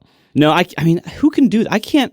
I can't totally rip him off. Identity theft is not a joke, Jim. You should be wearing way more watches, right? So anyway, I did this long walk. I did 23 miles. One arm with the Apple Watch Ultra and the other arm with the Suunto Race S. How long did that take? Just ballpark? About 8.5 hours. 8:44. That's a long time. Yeah, there were a couple of breaks in the middle, like 10 to 15 minute breaks, but yeah, so 8:44 was the total time. I've also been using the Suunto Race S for my regular 3 times a week workouts. These are kind of like, mixed full body, some weightlifting, some Pilates style stuff, some, training kind of stuff, just kind of mixed workouts with the trainer that we do all sorts of stuff on mats and with dumbbells and stuff like that.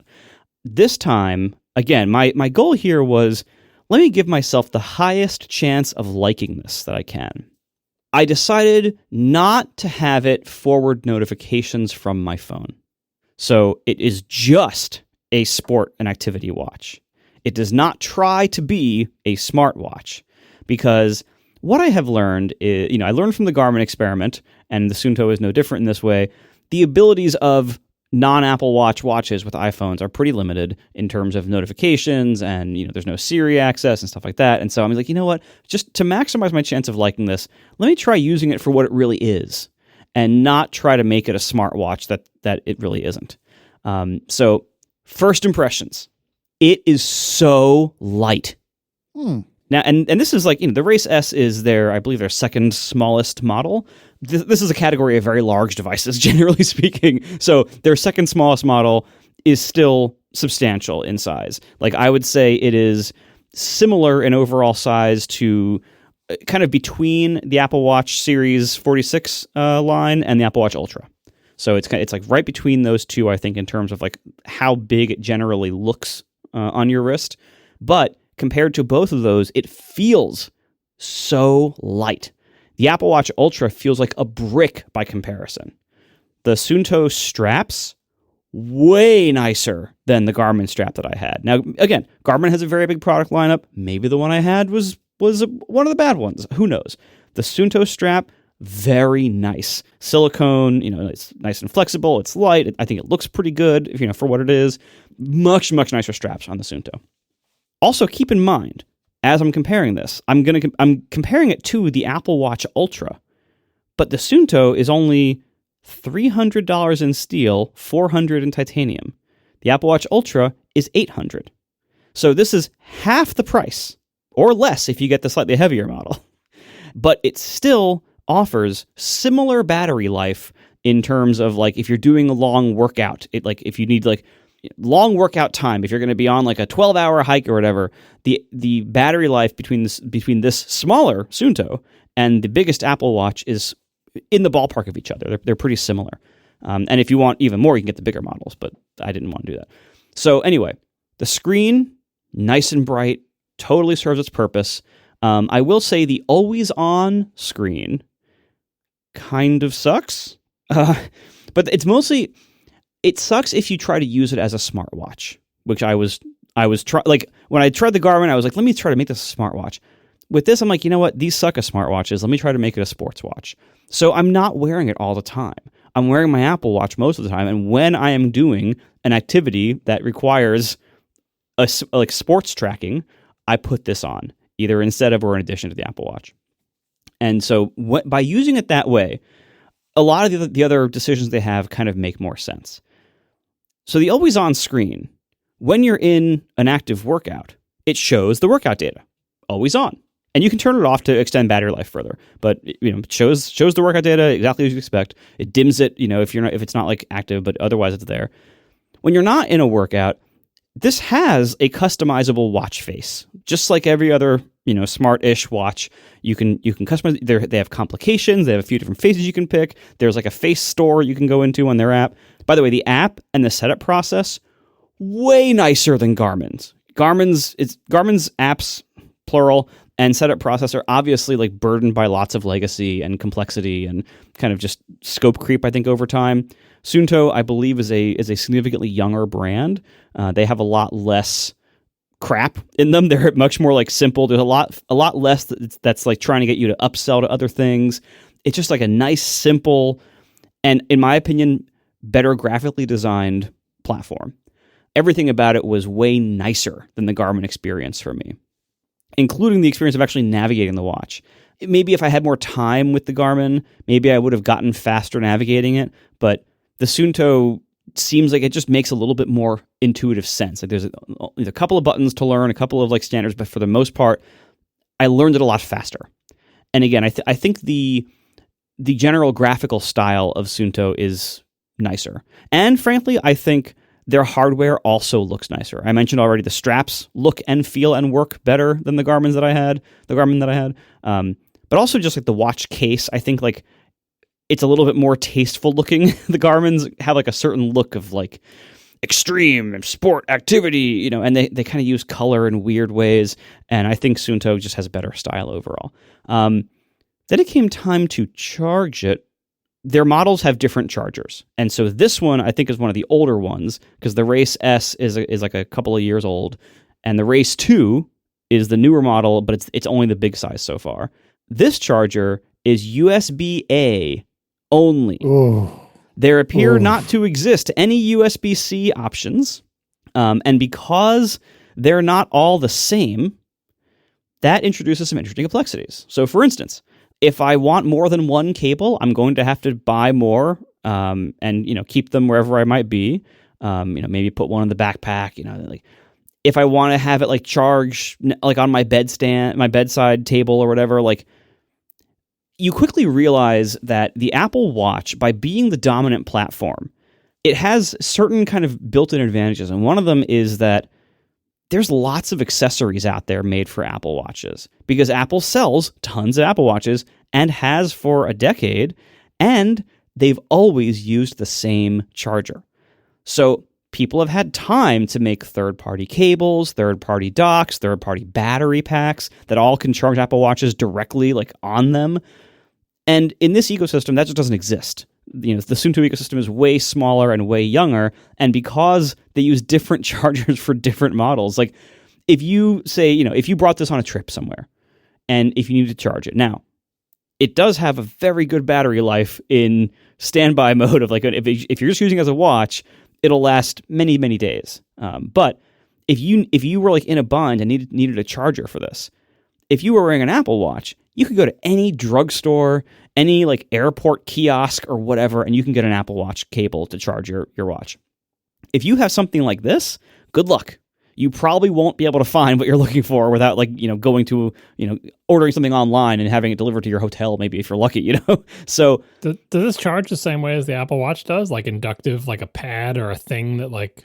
It's not inductive. There's contacts on the back. So, but there's not there's not a port, but it's just like it's like there is a magnetically attaching disc attached to a USB cable, and but it's a proprietary charging system that uses 2 pins on the back. Interesting. I wonder if you could just like buy any charger at a gas station and rip open the wires and just take the positive and negative and hold them to the 2 contacts on the bottom of the watch. Just apply 5 volts across these terminals and hope for the best. Yeah, I mean, like that's what I was asking, whether it is inductive, like that you needed some kind of coil that exactly matches and aligned to the thing. But if it's 2 like pin contacts, that's real old school.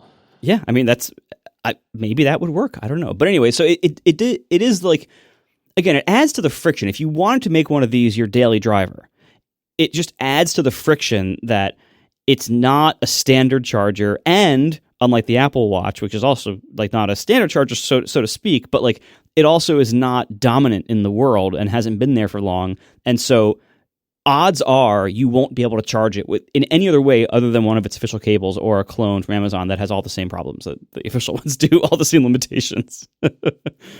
So the charging situation is bleak, but the battery life is so good that like you can, if you're just like keeping it around for doing occasional workouts while you're on a trip, you wouldn't really need to charge it unless your trip is longer than a week or 2 maybe.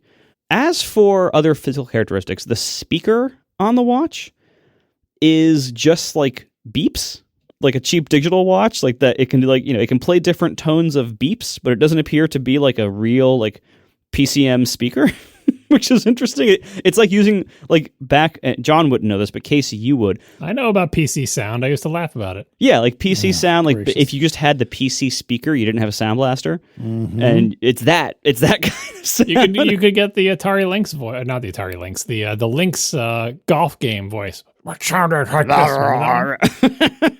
Yeah. I bet the Sunto watch can make that noise. Oh, it can make some noises, all right. Yeah, so that's interesting. But what I learned using this thing is that generally speaking, as a computing device, it is very primitive compared to the Apple Watch. And you see that in a few different ways. So one of them is, like the PC speaker kind of speaker.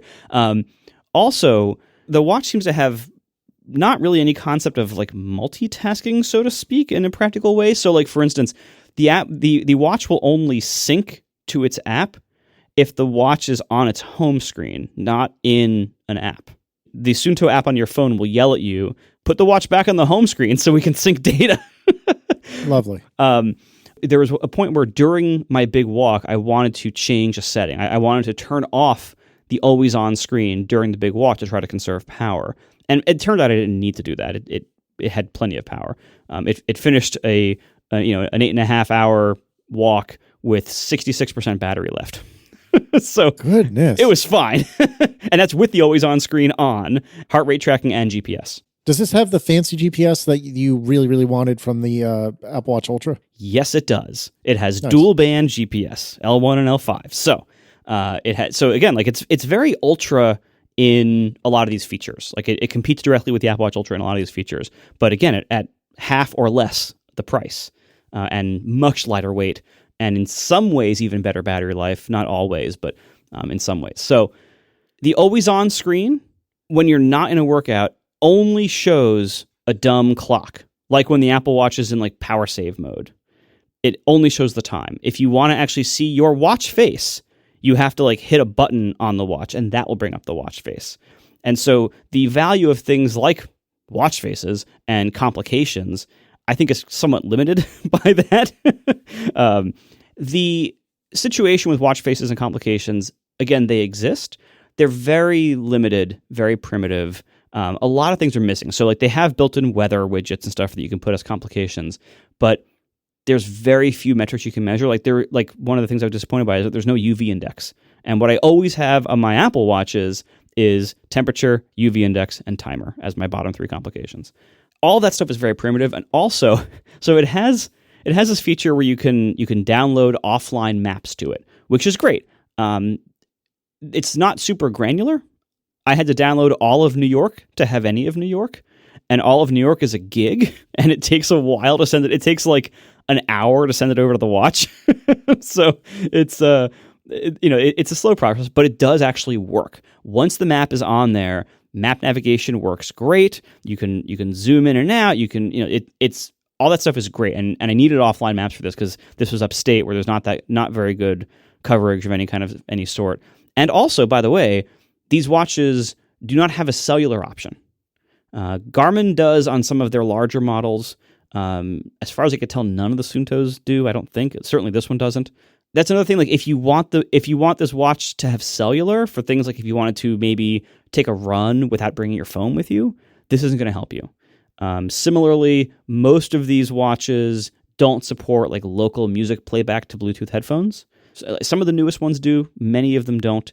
So again, like I think the Apple Watch has spoiled us for how good of a computing platform, how good of a smartwatch it is. But again, this is half the price and way lighter and with very good battery life. So I think we can forgive a lot of those things. Okay, I'm almost done here. At some point in the last couple of weeks, there was a software update that just happened automatically. It didn't ask me, it just did it. And when I woke up the next morning, my watch face and complications were blown away, reset to defaults, and my offline maps were deleted. Oh, brutal. Before that, the complications on the watch face didn't quite fit the layout of the watch screen. Like there were some that were like overflowing their bounds. After that was fixed. So, okay. it feels like I'm using a beta. Suunto, yes, they are a younger company. It shows. Their software is still a little rough in a lot of those ways. So after that, I reset up my watch face. I downloaded the New York map again and had it send it over to the watch for over an hour again. But I did get it to work. But having a software update silently wipe out my entire watch face configuration and offline maps was a little disconcerting. All right. As for actually using it during workouts and during the giant walk. Workouts first.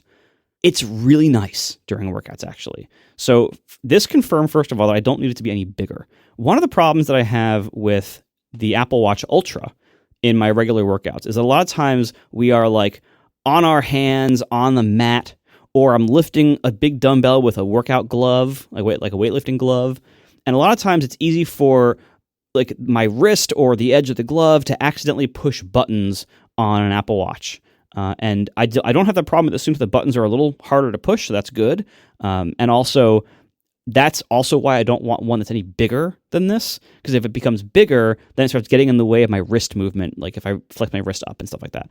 So I was very happy to have the size that I have for that. And there's never been a moment during this trial so far that I've needed a bigger screen or a bigger battery or anything. So I'm glad I have this smaller one. Because again, even smaller, it's not small in absolute terms. It's just smaller than other sports watches of this type. During workouts, I like that it's giving me every second, it's giving me heart rate updates on the screen, always on, all the time. So if I'm feeling like I'm really pushing myself in a workout, I can just quickly glance at the watch and I can see it does this nice like ring around the outside of like heart rate zones, and you can customize those zones, which I found very nice. So I was able to set the 4 or 5 zones that go around the face of the watch. They're color coded, red, yellow, green. And I was able to set like where the boundaries are to match kind of, what I want those to mean. So I can tell, am I pushing myself, as hard as I expect to be or want to be? And I can adjust in response to that. That was very nice. And when doing these workouts, that's when I realized, round is the right shape for fitness watches. I get it now. But I still maintain that round is not the right shape for smartwatches, where you need to be reading text frequently, like from notifications. But now I understand round was nice for a lot of these things. It isn't always ideal, but it was nice for a lot of these things, including that like kind of radial display of the workout. The way the screen is designed, and I felt this way about the Garmin too, to an extent, although I didn't get too much into customization of the Garmin, but the way the screen is designed, it makes it obvious that like these watches are designed by people for sports and activities. Whereas the Apple Watch, even like Apple's workout app, it's designed by graphic designers to make it look pretty, but a lot of times the functionality is not quite there. Like with Apple's workout app, I often have trouble like distinguishing what the different numbers are. At a quick glance, you have to kind of, wait, that's the time. Oh, okay. Oh, that's not the heart rate. That's the pace, or whatever it is. Like, it's a little bit. You have to like kind of look a little longer than you maybe should to distinguish, because it's all just like a bunch of left aligned giant numbers. Whereas these watches, the way they design their faces, I think they use the shape better, they use the space better, and they have more differentiation between the metrics they're showing you. So it's easier for you to see at a glance. So that was. I find the Suunto to be very nice during workouts. Also, on the big walk, I found it to be great for kind of just general like motivation, because it had a few different modes you can switch between. About like you could see like how far have you gone, or you could switch it to a countdown to like how far it is back to where you started, or if you load the route onto it, you can see like how far it is to the end of the route. So that was all very nice. I also loved that every mile, the Suunto would give me a nice little beep, like doot-doot-doot, like a little like encouraging beep. Hey, I did another mile. And I found that to be like a little delightful thing. I would actually look forward to it as I knew I was approaching a mile marker. Like, I can't wait to get my beep, my celebratory beep. That I found delightful. And I also really enjoyed that the Suunto app afterwards, when you're reviewing the data, it has a lot more detail than the Apple Fitness app does for reviewing workout data. And it allowed me to like dive in and see like, I can customize, I can see different charts and graphs and lay one on top of the other to see different metrics. Like, if I put like elevation over pace, I can see how I slowed down when I was going up the elevation and stuff like that. Or you can see where your brakes were in the pacing and everything. And you could break down like by mile. It didn't matter that I like pushed the lap button accidentally a few times. It also kept an automatic quote lap of each mile I did. So I could go back later and review like speed per mile and, pace and heart rate and all that other stuff. So that was actually really nice. I liked the workout data review in the app. I don't know if it writes to HealthKit. So far, it isn't. I don't know if that means it can't, or if I just haven't enabled that yet, or if there's some third-party tool I'd have to use to do that. But right now, it is not writing to HealthKit. For my purposes, I don't think I care, but that could be a big deal to a lot of people.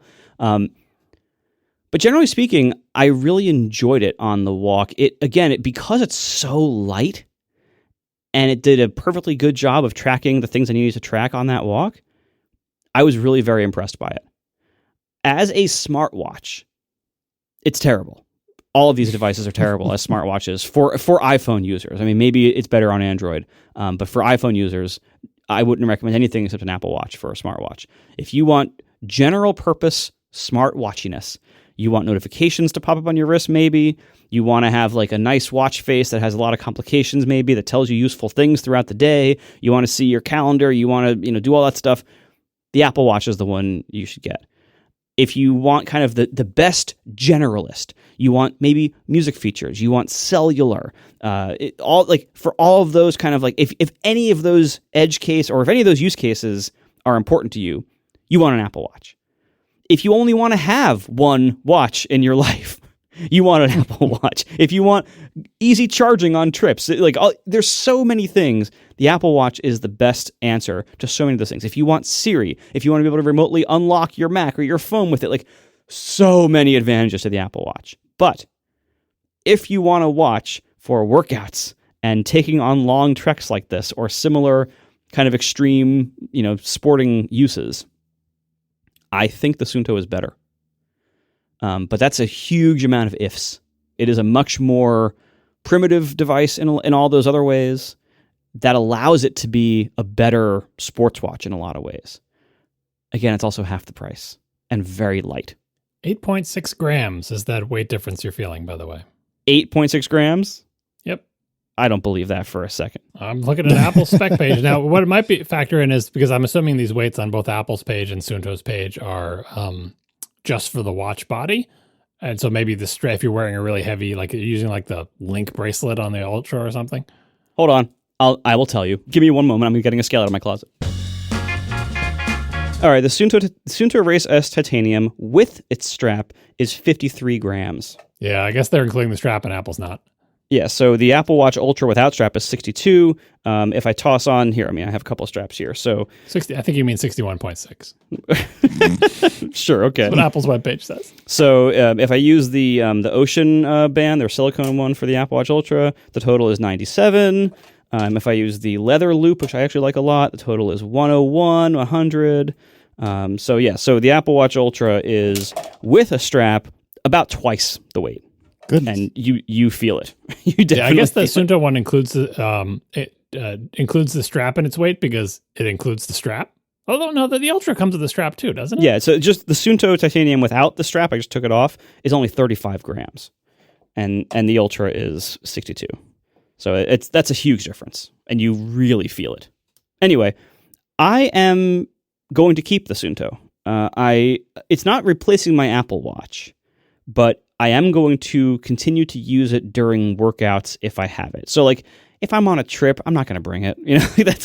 There's no reason for me to do that really. Although it is light and doesn't need a charger for a long time, so maybe. But for my regular workouts, I'm going to keep using it. For the big walk, I'm definitely going to use it. Although I think I'm going to use it and an Apple Watch Ultra, just to like have multiple tracking things, as backups and things like that. But I'm very glad I tried this again. So thank you, everybody who told me that I gave Garmin's kind of a short shrift there. I still don't like Garmin's, but I do like Suunto.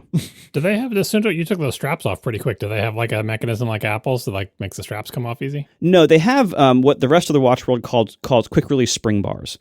So it's like it's a regular 22 millimeter spring bar mount on the watch, and the straps are just regular spring. Like you could put these on any watch with a 22 millimeter spring bar setup, but they have these little tabs in the back you can pull to one side and they pop off. Which I think that's what Garmin did, but I forget off the top of my head.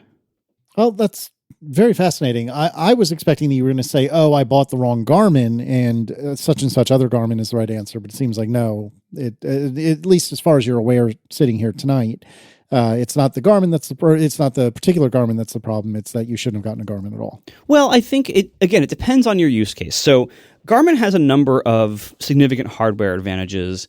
And maybe software advantages too. I didn't get too far into that. But what I really wanted was something that was small enough that it would not, interfere with my workouts or shirts or things like that. And lightweight was a plus. And I wanted offline map support. Garmin is pretty stingy with which of their models get offline maps, and so the one I got was the Venue 4, which that was the wrong choice for me. I think if I was going to buy a Garmin today, I would probably get the Forerunner. There we go. So the Fenix 8 is their like flagship kind of everything watch. I would probably look at that, but it's pretty chunky for my taste. The Forerunner line of Garmin looks like maybe a better fit for me, but you have to get the giant one, the 970, to get the offline map support. For reasons I don't understand. I think it's just like market segmentation. And also keep in mind that model is as much as an Apple Watch Ultra. It's like $750 and up. So again, Suunto has a pretty big price advantage here for generally similar utility to what I'm looking at here. But Garmin also, Garmin has some watches that have cellular. They have better like music capabilities in many of their models. They have their high end ones even have satellite connectivity, which the Apple Watch Ultra 3 does. The Suunto doesn't have anything like that. And Garmin has like different screen technologies. They actually offer a micro LED screen for like $1,600, but you can, if you want, you can buy a Garmin Fenix 8 like super edition that has a real micro LED screen.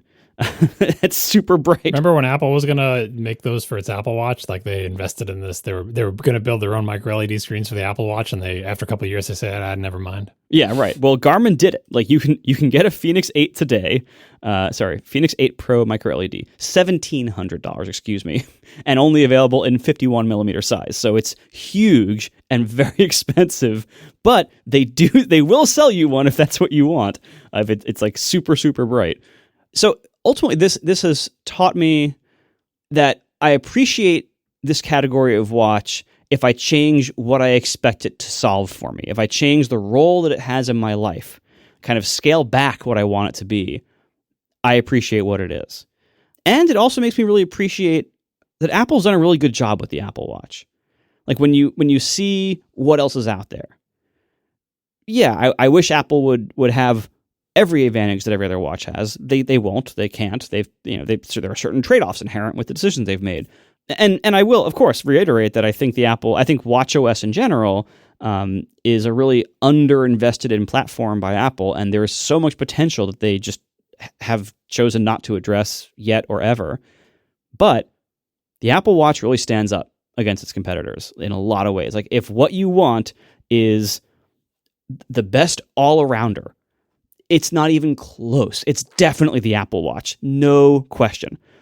And you should only be looking at these other categories of watches if you know for sure that the Apple Watch is not satisfactory to you for some reason, and you're willing to give up all those other things to get to use something else. But these do have a place in the market, and so I'm glad I've gone on this experience to like figure that out better and to experience these, to have maybe a new better workout watch for myself. And again, for only $300 or $400 for the light one, I think that's a great deal.